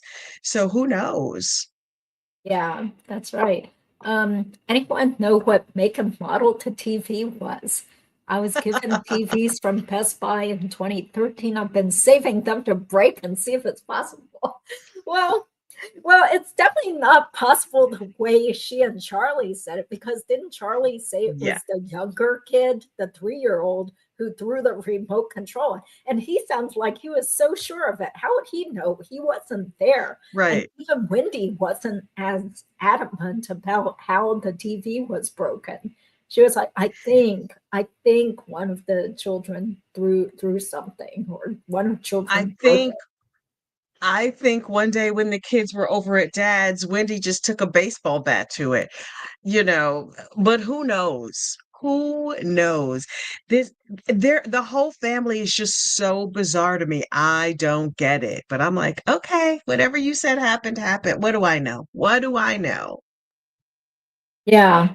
Well, yeah, I know I keep mentioning Chef Lacasse, but he said there was some friend who went down to visit the Adelsons soon after Dan was killed. And the person thought like the whole family was so weird, like really weird, like dynamics or something. I'm like, well, how did they become so popular and well liked too? They obviously were able to put on some sort of big fake persona to get so many friends in high places and be successful. Right? Because they're so transactional, in my mind, they would nurture and cultivate those relationships, right? It's like, oh, this guy's a mayor or this guy's a prominent judge. They would go out of their way to be extra nice and to make friends with those kinds of people so that they could keep them in their back pocket in case they happen to, commit a heinous crime or need a favor. It makes perfect sense to me that they would have a lot of friends in high places because that's sort of who they wanted to associate themselves with. And they could Yeah. be nice and wonderful and warm to those people, but anybody that they felt like was like beneath them or below them or couldn't give them anything, they discarded. That part of it is the only part of it that's not a mystery to me. Of course, they had friends in high places. They made it their personal business too, I'm sure. Yeah. So let's see. Wendy self-snitching email. Yeah, no problem. Okay. Hey, Bruce, thank you for being. Well, Bruce is a real professional comedian. So I don't know what he Oh, would say about the stuff we've done, but he was actually on a VH1 comedy special that you can still see on YouTube back from the 90s. really? Yeah, and he worked on Oh, cruise wow. ships, and he was a opening performer for a long time in Los Angeles at a comedy club. So thank you, That's Bruce, so for being cool. here. I know Hey, we can't be as Bruce. funny as you. Yeah, Hey. thank you. Thank you guys for being here. Okay, well, why don't we go ahead and play some more of this because this is kind of Yeah, long. absolutely. Okay, let's get going on that. Well, what about the grandchildren getting full unfettered access to the grandchildren? My Could that have parents been had the full big deal? unfettered access to their grandchildren always. Not when they lived in Tallahassee. Well, whenever they could come up and see them, they did. They were 50% of the time with Dan Markel, right? Sure, but whenever they were with me, they had full unfettered access. On the occasion that we're talking about, Dad's birthday, was that one of the times that when you came back to Tallahassee, your parents rode with you and then rented a car and drove home in the rental car? It was. And how long a drive is that? It's about 7 hours. During that 7-hour trip, or at any time when you were in South Florida, was there any discussion of a murder at all? No, absolutely not. Any discussion of what to do about Dan? No. Any further discussion about bribing, converting to Christianity, any of those strategies? No, that ship had long sailed. Any discussion on that trip about the pending motion to preclude your mom from having contact with the kids? No. Did you ever use the TV as code for the murder? No. Did you ever hear your mom do that? No. When was the last time you talked to your mom? Did you talk to her today, yesterday? I talked to her yesterday. In her emails, and we referenced one of them while you've been here on the stand, she talks about you giving performances and playing roles. Did you discuss anything about what you would do here today in court with your mother? No. How soon after the murder did your lawyer advise you not to talk to your family about it? In 2016. Do you want the culpable parties held accountable for murdering the father of your children? Absolutely. I'm grateful they're already in jail. But not if it's your family. It's not my family. I mean, somebody hired them, right? Not necessarily. Somebody paid them. I learned something this morning. Yeah, me too. You didn't want them held accountable if it was your family members. Didn't you tell law enforcement that? That's not what I told law enforcement. What did you tell law enforcement? That the person who did this should be held responsible and that I had nothing to do with it. Page 122, lines 7 through 12. If somebody tried to kill my ex-husband, they should be prosecuted to the full extent of the law. The investigator says, regardless of who it is, and your answer is, I mean, it would be different if I thought it were my brother. But I don't think it was my family. Is what Different now, isn't it? No, it's not different. That's exactly different what today, I said isn't right it? here. No, that's not No right. further questions. They believe that you, along with your brother, along with your mom, along with your dad, conspired with those three killers, including Katie Magbanawala. They believe you all conspired with them to kill your ex-husband. You understand that, right? I understand that that is what they believe. You understand they put up a chart in their opening with pictures of all of you. Yes, I saw the chart. Ms. Adelson, did you have anything to do with the murder of your brother, of your ex-husband? Absolutely not. It's fair to say the state has it wrong. Absolutely. Were you in a conspiracy with any members of your family to kill Professor Markel? No. During the marriage, did Professor Markel get along with your parents? Yeah.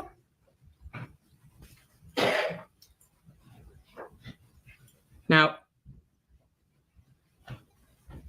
skipping a little bit ahead, and then we'll go back. Do you remember asking Ms. Kappelman asking you about your parents not liking Tallahassee and not having access to the kids in Tallahassee? Do you recall those questions? I don't remember her asking whether my parents didn't like Tallahassee, but I remember her asking about access, like not having unfettered access to the kids. And do you remember talking about how your parents were looking for real estate in Tallahassee? Yeah, my parents were trying to buy a house here. Do you recall that after you got divorced, they contacted a real estate agent named Tim Kelly to buy that house? Yes. Now, as close as you are with your mom, while in marriage counseling, did you tell her you were in marriage counseling? I don't remember telling her I was in marriage counseling. And until the end, did Charlie know that you were in marriage counseling? I don't know if I talked to my family about being in counseling. Do you recognize the email addresses on this document? I do. Is that your email address in July of 2012? It was my work email address, so that makes sense. That must have been my email. Does this look like an email that you could have received from your mom? It does. I don't remember this email, but it does look like an email I could have received. Judge, I would move this into evidence as defense exhibit 1 at this time. Objection, hearsay. This is an email between your mom and you in July of 2012, right? Yes. And just pointing to just under paragraph 2, I just need to know that I can legally take my children and move to another location. There was concern that you wanted to make sure that you weren't breaking the law, right? Correct. Charlie bought you the TV, right? Yes. More precisely, Charlie had your parents buy the TV and he paid them back. Yes. And they bought the TV from Best Buy, right? Yes. Have you ever bought anything from Best Buy? I'm sure I have. When you buy from Best Buy, they always try you to get the Geek Squad warranty, right? Yeah, they do. And people like me always fall for that, right? But when you call and you need a repair on the TV, it's got to be registered to your name, right? I think so.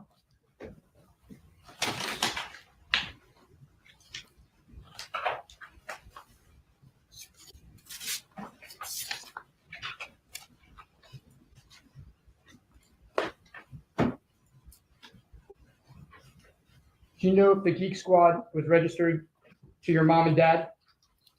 I don't know offhand, but if they're the ones who bought the TV, then they probably bought the, Geek Squad policy that went with it too. If I showed you the receipt, would that refresh your recollection? I don't really have an independent recollection, so I don't think so. During your divorce, you spoke to your mom daily, probably, right? I would usually call my parents on my way to drop kids at school. We'd have a short conversation. So that sounds right.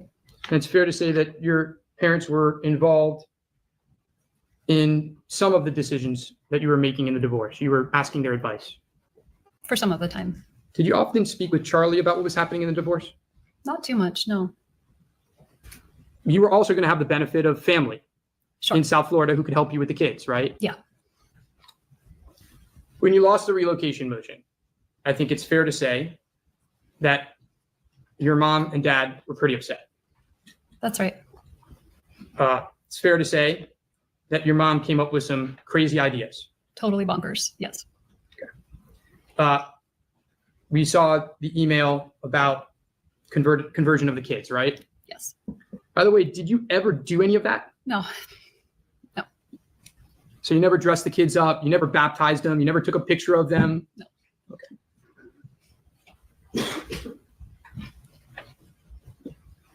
Did your mom keep bugging you to do any of that stuff? No, I think it was just one crazy email. By the way, in all of these emails, did your mom ever tell you to do something violent No. to Professor Markell? No. Was there ever any discussion of threats of violence in any way? No, never. Do you recall that your mom planned to visit Tallahassee in November of 2014? I don't remember that. Does this refresh your memory that your parents planned on being in Tallahassee on November 17th? Does that Yes. refresh your memory? You can put that aside. Do you recall asking your parents to come to Tallahassee on August 1, 2014 for a birthday party with Ben? I don't remember doing that, but that sounds, it's close in time to his birthday. May I approach Your Honor with Defense Exhibit 22?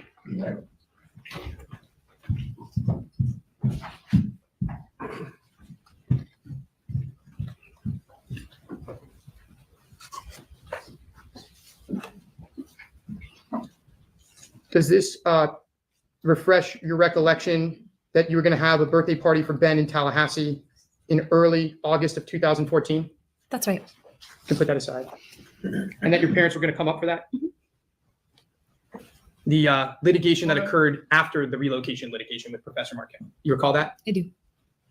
And there were these pieces of litigation back and forth about money and about filing false affidavits. You remember those? Yes. There was what was called the motion against your mom that Professor Markel filed. You recall that, right? I do. Okay. You went down to South Florida on June 30th, and you and the boys stayed with your parents, right? We did. You had the boys with you the whole time. Yes. Dan Markel didn't have the boys at that point in time. The boys were with you. Yes. And Charlie knew that, right? Yes, he was with us. Your mom planned a big party for the birthday. She did. You spoke to your mom probably close to daily, right? Yeah. During this time period. She would know when you had the kids and didn't have the kids, right? Probably.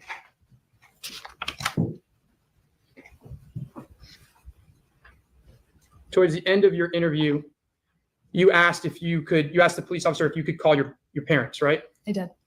And the police allowed you to do that. Yes. And you called your mother's cell phone sometime around 7:04 p.m. Yes. And you spoke to your mom. I don't know if you remember, but you remember your dad being in the shower because they were going out to dinner. I don't remember. Your mom didn't answer actually the first call, and you called back a couple minutes later and she answered. Do you recall that? I don't. And when you called your mom, she was surprised. Yes. And you asked her to call Charlie and tell him what happened, right? Yes. When your parents came directly to Tallahassee, correct? They did. They stopped in Orlando and they got there on the morning of the 19th, right? Yes. And when they got there, they were scared and frantic, right? Yes. Your dad didn't sleep. He couldn't get police protection, so he planted his chair in the front of your window to make sure that no one was going to come to your house and shoot it up, right? Correct.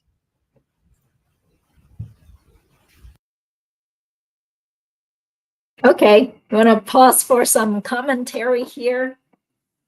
Why? It's so interesting that, there's sort of this fake story about like, oh, we were worried that somebody might come to the house and do harm. It just seems so, I mean, I guess if this were really a crime, like really just a random crime, they would be nervous about that. But how would these people know where she lived? Like so much of it just sort of doesn't make sense to me.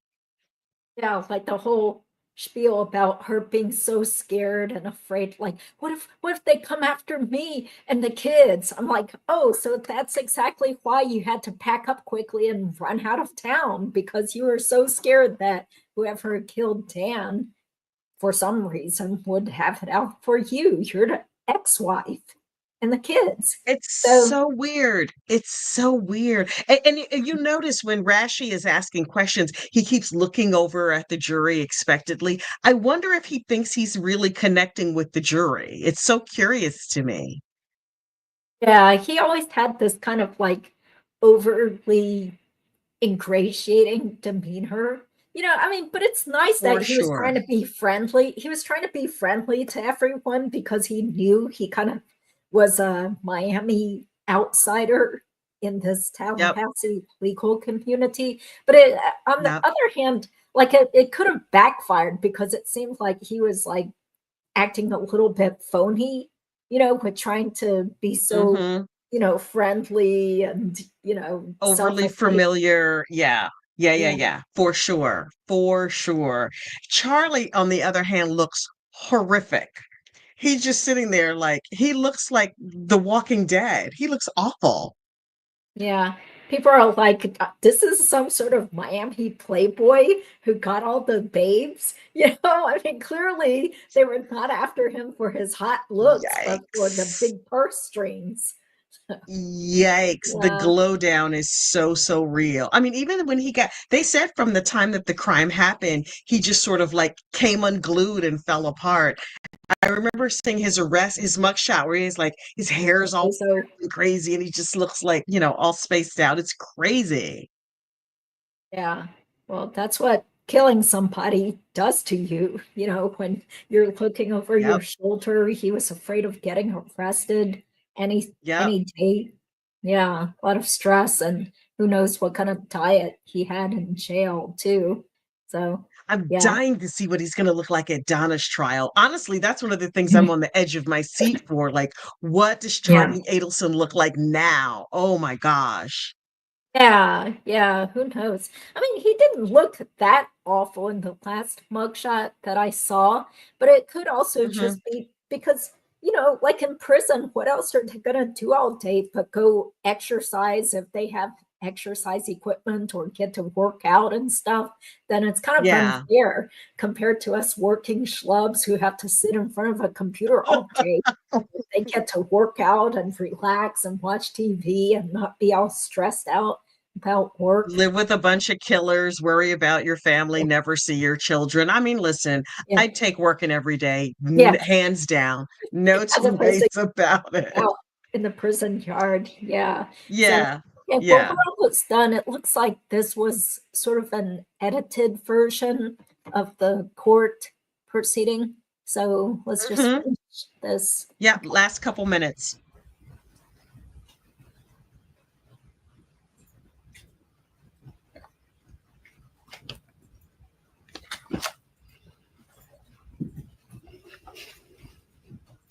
Now, you all attended a memorial service on the 20th, right?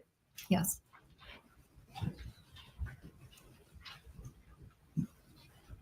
Are you angry that according to your brother's theory, he and your mom have known who killed your children's father since 2014 and you weren't told who it was? I'm more angry that somebody killed my children's father. So you're not mad about that they knew this whole time. That's what they're saying. I'm sorry, can you repeat that? That's the theory of the defense in this case, is that he's known the whole time. Your brother's known what happened to Dan. Were you told that the specific threat had been made by the same people that had killed your ex-husband to kill your brother's family members? I was not told. Would that have been information you would have liked to know back in 2014? Yes. Would you have made the same decision to move down to South Florida, closer to the killers? No, I would not. And even after the killers were arrested in 2016, you weren't told that that's what was going on the whole time. I found out yesterday. No further questions. It feels sacrilegious these days, even to suggest something less than heroic about my late ex-husband because he was murdered. He died violently and young, and likely at the hands of a professional killer. George Stephanopoulos saying my name in reference to our acrimonious divorce, and a picture my friend took when I was her maid of honor shown as evidence why I should be treated like a murder suspect and not the mother of two fatherless boys. My mom and I have lived together for almost a year. She's selfless, generous, loving, and beautiful. She thinks she is fat. She once got turned down from Weight Watchers because she didn't have enough excess weight to be admitted to the program. She thinks she is stupid. My mom, who won the New York Spelling Bee for middle schoolers when she was only in the 6th grade.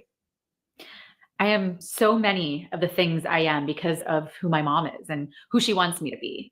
I was valedictorian of my high school. She seemed proudest that I graduated high school still a virgin. Yikes. Yikes. Okay. I like how Oh he my ended gosh. with that actress reading a Yes. portion of Wendy's podcast. Yeah. So So awesome. mhm. So crazy.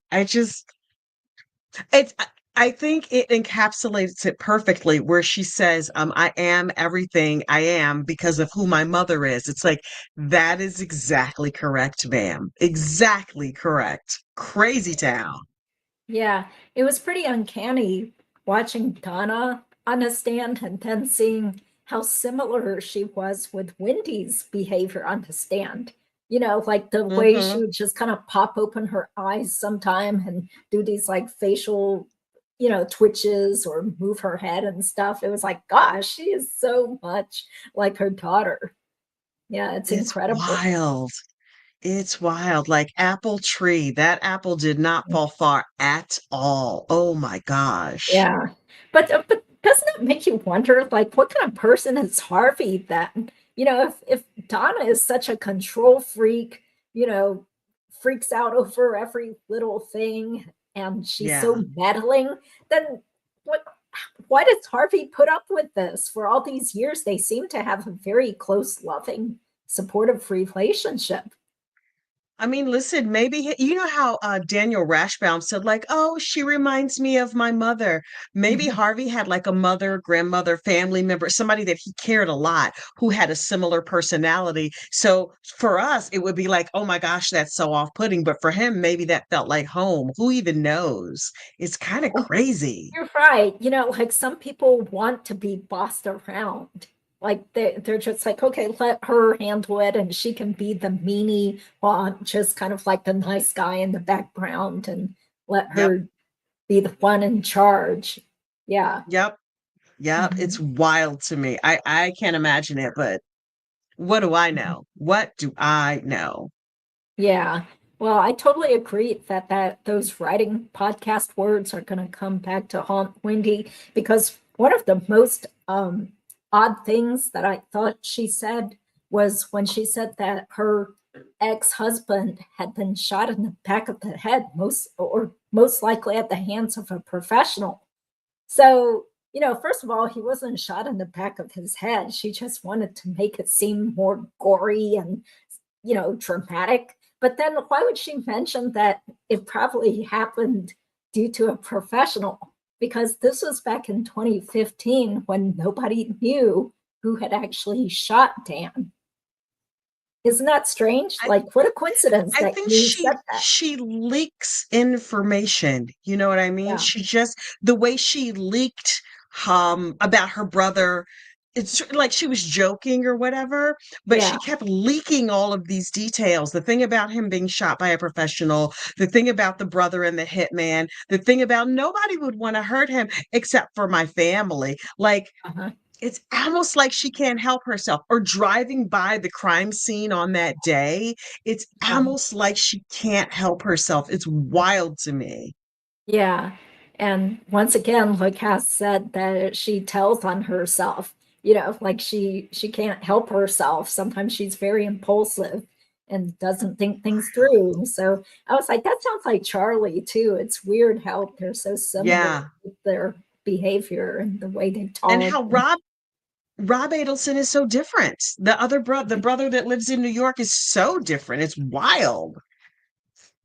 Yeah, so that's going to be so interesting to finally hear from him after that laundry podcast. Oh, Yeah, because yes, he's yes, supposed yes, to be, because he hasn't spoken.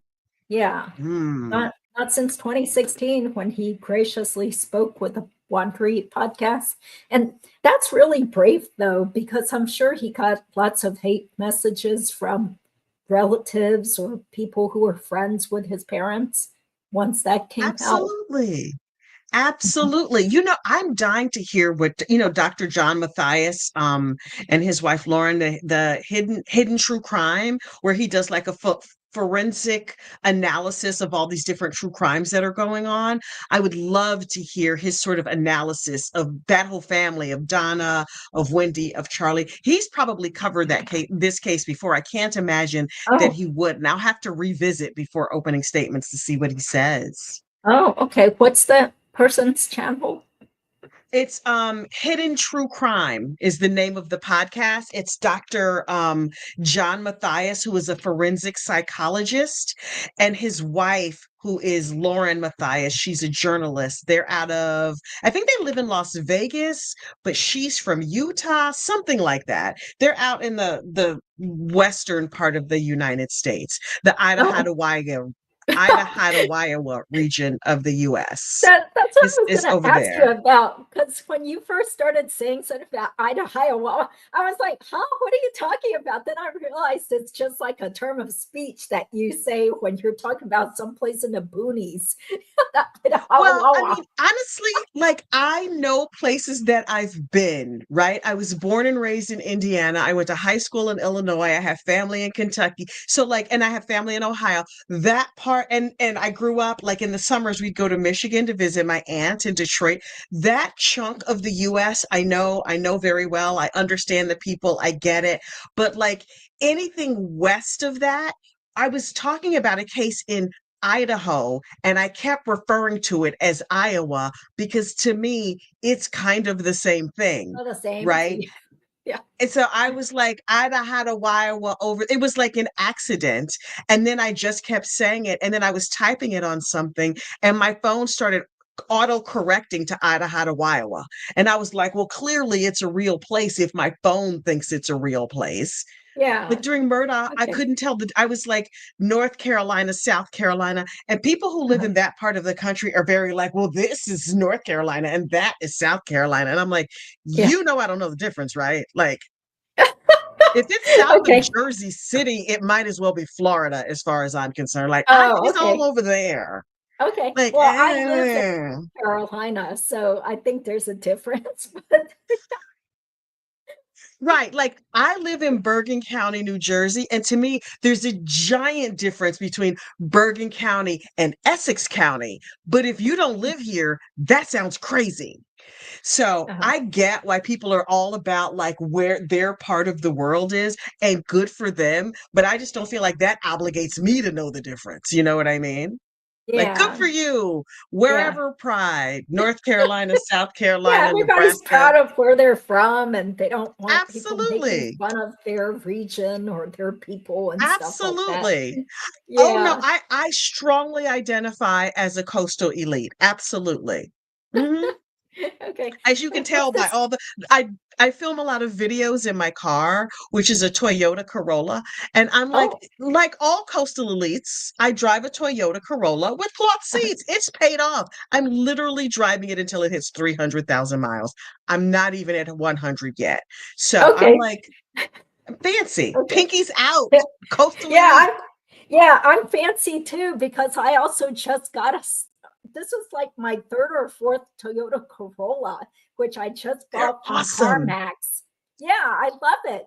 And it has cloth seats, but it is to me it's very fancy because my previous Corolla was a 2011 and it had Oh cracks my in the God. bumper, and kind of like the front part was kind of slightly dangling off after I got hit Oh my and God. didn't repair the bumper. Yeah. So anyway, I love Toyota Corolla. So let's raise our I pinkies. actually own two. I have one with, see, listen, you are a coastal elite as well in that case. I had no idea, Judy. with We have one with cloth.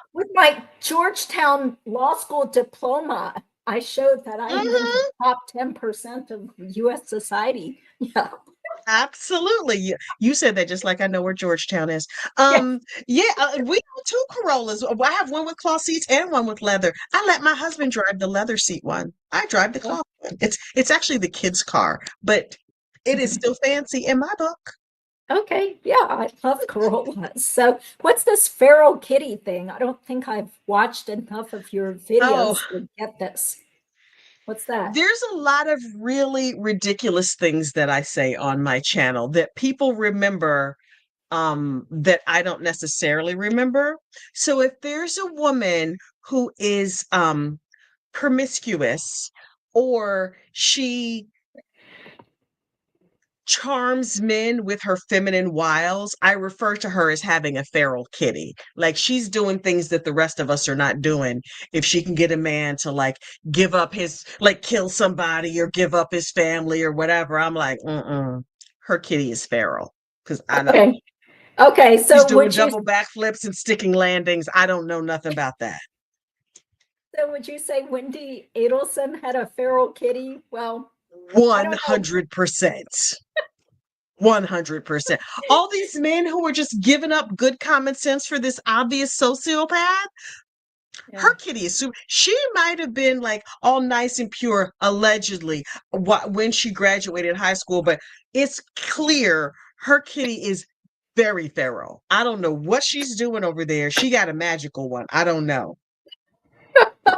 Well, maybe it's not that magical anymore, but I guess we're It's true. deteriorating in terms of our innuendo here, but maybe I should stop. Yeah.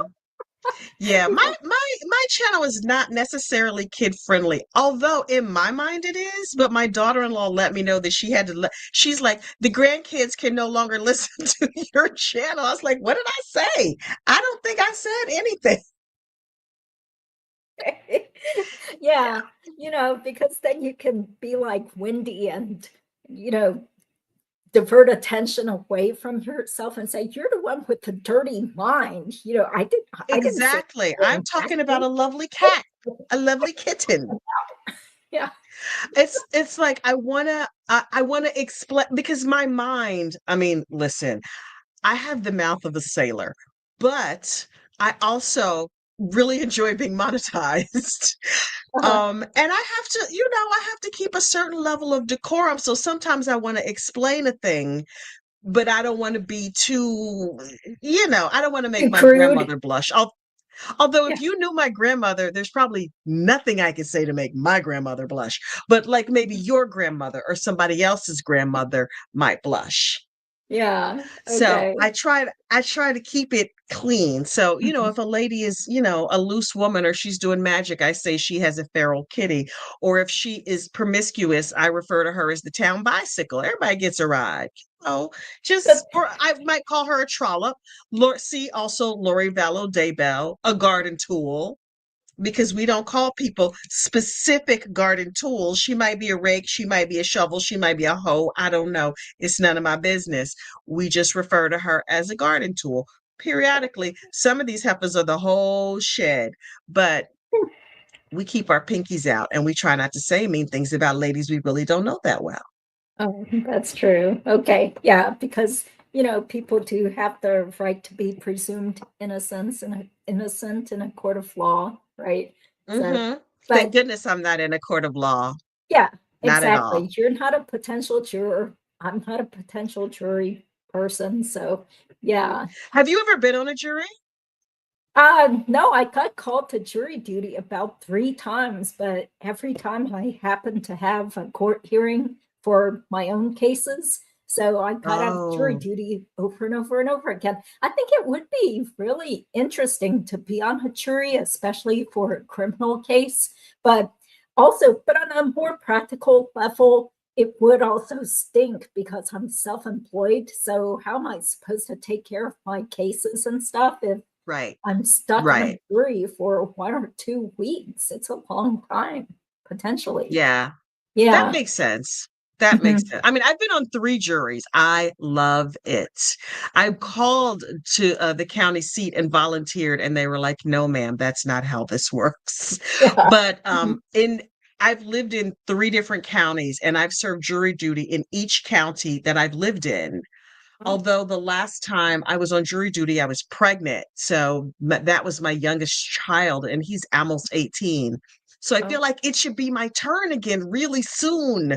But my yeah. county is large. It's very, very large. So I might Mhm. never get to do jury duty again. I don't know, but I love it so much. Ooh, once I stood up in court and read the verdict, I could not have been happier. I was Oh, thrilled.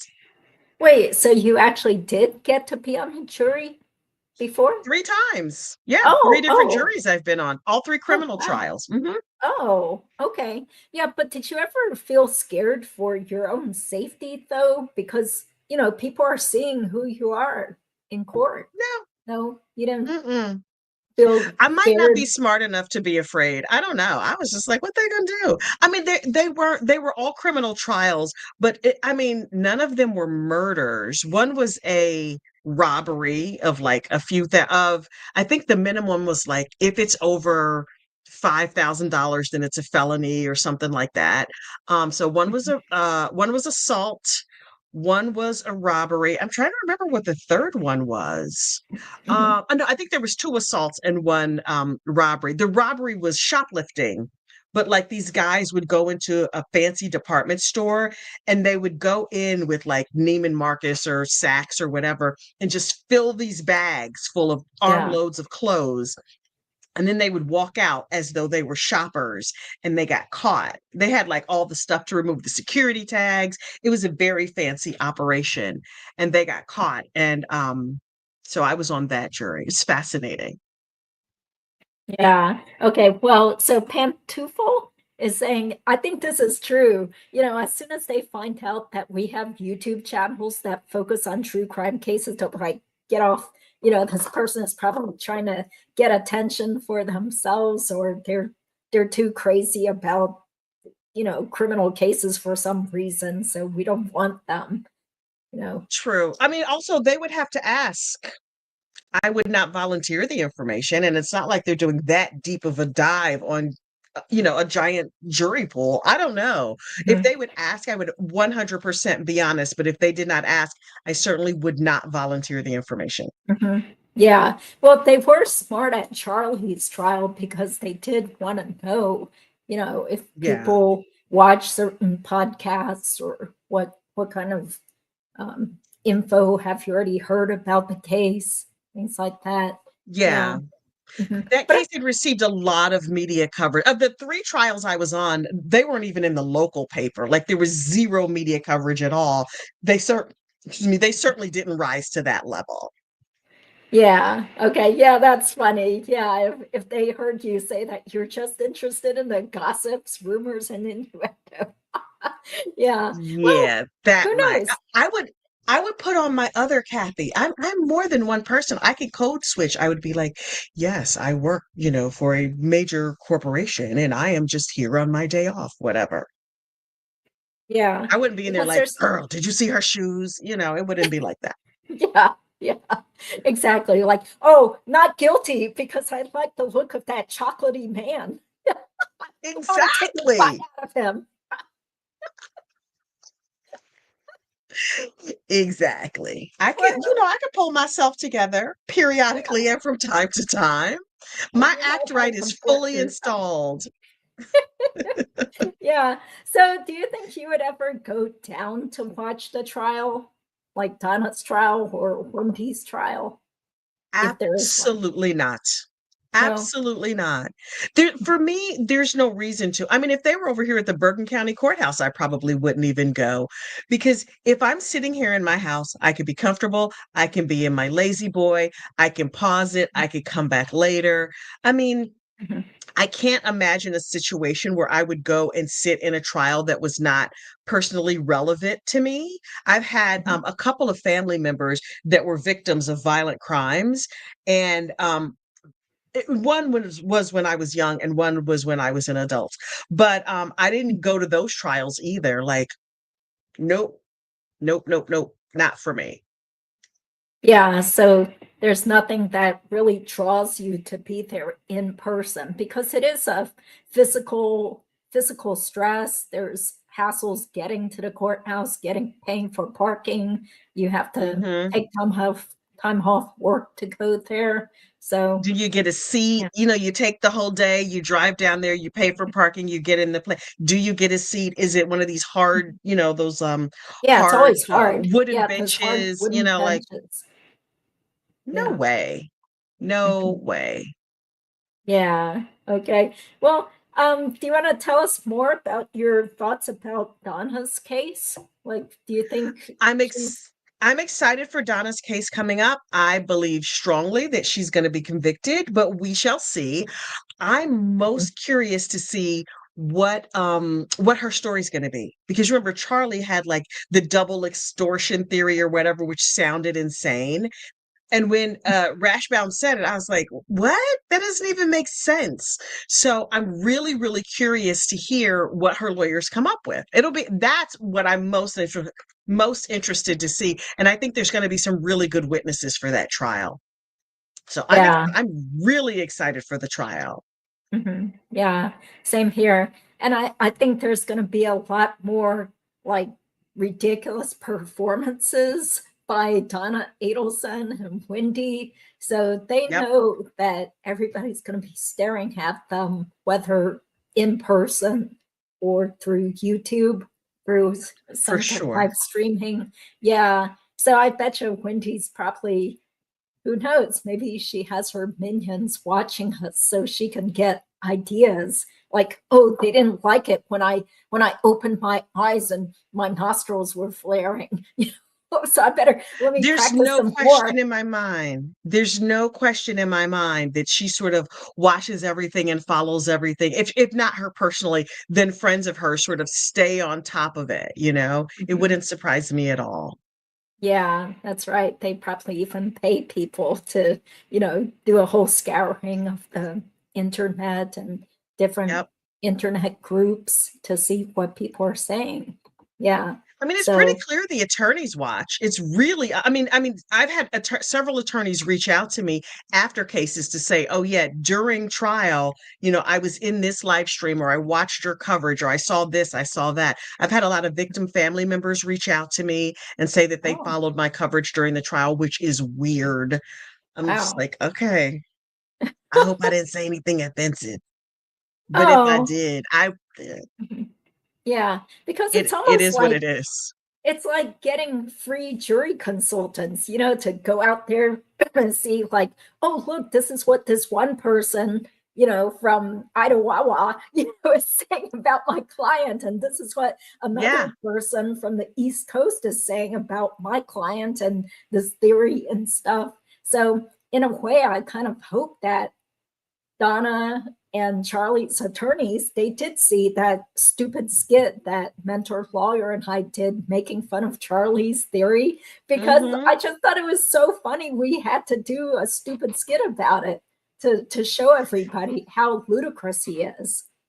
Yeah. Absolutely. And it's also a way to see if your message is landing, because I'm sure, they've been bathed in these facts, right? They've read the files, they've rehearsed everything, but it's just them and all the other people that are deep in them with it. Um, so when they go out there and roll out this theory, whatever it is, for the very first time, it's the first time for them to hear, like, what might the jury be thinking? And they can't be inside the jury's mind, but there's thousands of people on the internet watching what you say, going, well, no, no, no, no, no, that makes no sense, or that makes good sense to me, or I can Yeah. put these pieces together. It's a really good tool for trial lawyers if they avail Mhm. themselves of it. Yeah. So Rosemary wants to know, why does Kathy think, or what does Kathy think about Donna trying to get on bail for earwax? It was the most ridiculous thing ever. It's like Donna was not aware that the judge was not the concierge at the Ritz. She was like, "You're not gonna, I've been meaning to tell you, the sheets are horrible. I have narrow ear canals, my back," as though he were gonna be like, "Oh, I'm so sorry, ma'am. I'm gonna send, the special doctor, or you could get out." And she was saying, like, if only I could get a good night's sleep. Oh, that'd be so wonderful. Ma'am, as though he cares about that. He's not the manager of jail. You're in jail. Like, that's not how any of this works. She's going to have to toughen up. Yeah. Plus the mattress was too thin. So it hurt her back, and there were too many carbs. It's just Hmm. spaghetti and potatoes. I'm like, tell that to He's like, people in I'm the not here, real jail prisons in right? other countries. Who don't have food. They're eating, fried rat with a side of crunchy roaches. Like, ma'am, that's not how. Mm-mm. Mm-mm. Yeah. No, no, no, no, no. I wonder if she'll like prison better. I hope she does. It's ridiculous. I'm sorry. Unfortunately, I do have to get going because it's been more than 2 hours, and Oh, yes. I And kind it's of my have to bedtime run. also. I'm so sorry. Yeah, it's like I feel old, but I do feel tired around 8 o'clock too. But no, I have work to do. I told this client I'd have something done by Oh, yesterday. no. So yeah, yeah. But it's been so much fun talking to you, and I No. can't believe Work. time time went by. Yeah, and I love your idea of the sloth 5K. I saw a little bit about it. Oh, I yeah, think I'm it's wearing my so Sloth good. 5K t-shirt. Yeah, I Yeah, love so it. for those who don't know, on my channel, we're doing a Sloth 5K. It's a 5K race where you walk 3.1 miles at your own pace. It's a virtual 5K. So you can walk in the park, you can walk on a treadmill. There's one lady who's just going to do laps around her Walmart. Whatever works for you. You don't have, and the official day for the Sloth 5K is next Sunday, next Sunday, April the 12th. But You could walk it on the 10th. You could walk it on the 15th, whatever. It's just the idea that everybody gets out and moves their bodies. I'm doing it for me. Other people are doing it for themselves. And I figured if I'm going to walk, other people can walk with me. So there's t-shirts and stuff. There's like a Sloth 5K Facebook group. There's even a Sloth 5K playlist on my channel that explains all the details about the Sloth 5K. It's totally free. If you want to walk, walk. If not, not. It's just for fun. Yeah, that's good motivation. So how do Yeah. people find the shirt? Because this person is saying she can't find that shirt. Where does she On go? any Sloth 5K video, if you go to the Sloth 5K playlist, there's a bunch of videos. In the description box of those videos, there's a link to the Sloth 5K store.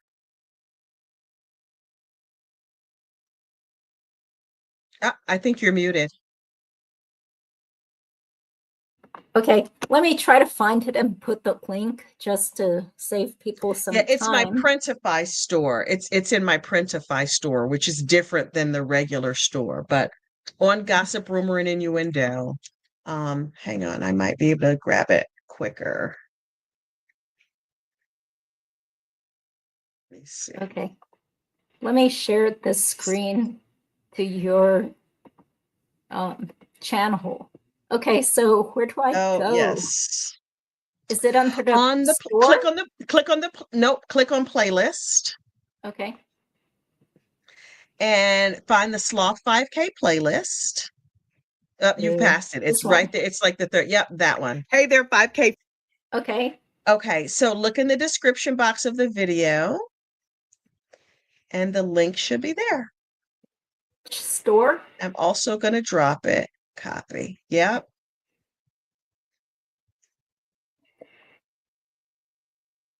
And hang on, let me see if I can drop this Oh, link. I got it. Will it let me paste it? I got it. There it is. There we go. Yeah. Yeah. So, okay. There Well, we this go. is a great idea. I love it because unfortunately, as much as I like YouTube, it makes me so sedentary because I've just been sitting here nonstop. I feel like I should stand up a little to, burn some calories and stuff. It makes you gain weight just sitting all the time talking and editing videos and responding to comments. And so, I do it all it's while good. walking in the park. I mean, I also don't edit, but yeah, I just say what I say and post it. It is what it is. But yeah, I listen to YouTube videos while I walk in the park. So, and I get more exercise if I'm not paying attention to the fact that I'm exercising. So if I'm responding to comments 90% of the time, I am also in motion. Oh, that's great. That's great. Yeah. So, okay. Well, thank you guys so much for caring about the Thank you, case. everyone. Thank you, Kathy, for your time and everything. And hopefully we'll be Thanks so able to much. do something fun again in the near future. I would love it. So I thank would you. love it. I would love it. All right. Okay. Well, have a Thanks. good night, Have a everybody. Thank you for being there. good night. Thank you. Bye-bye. Bye.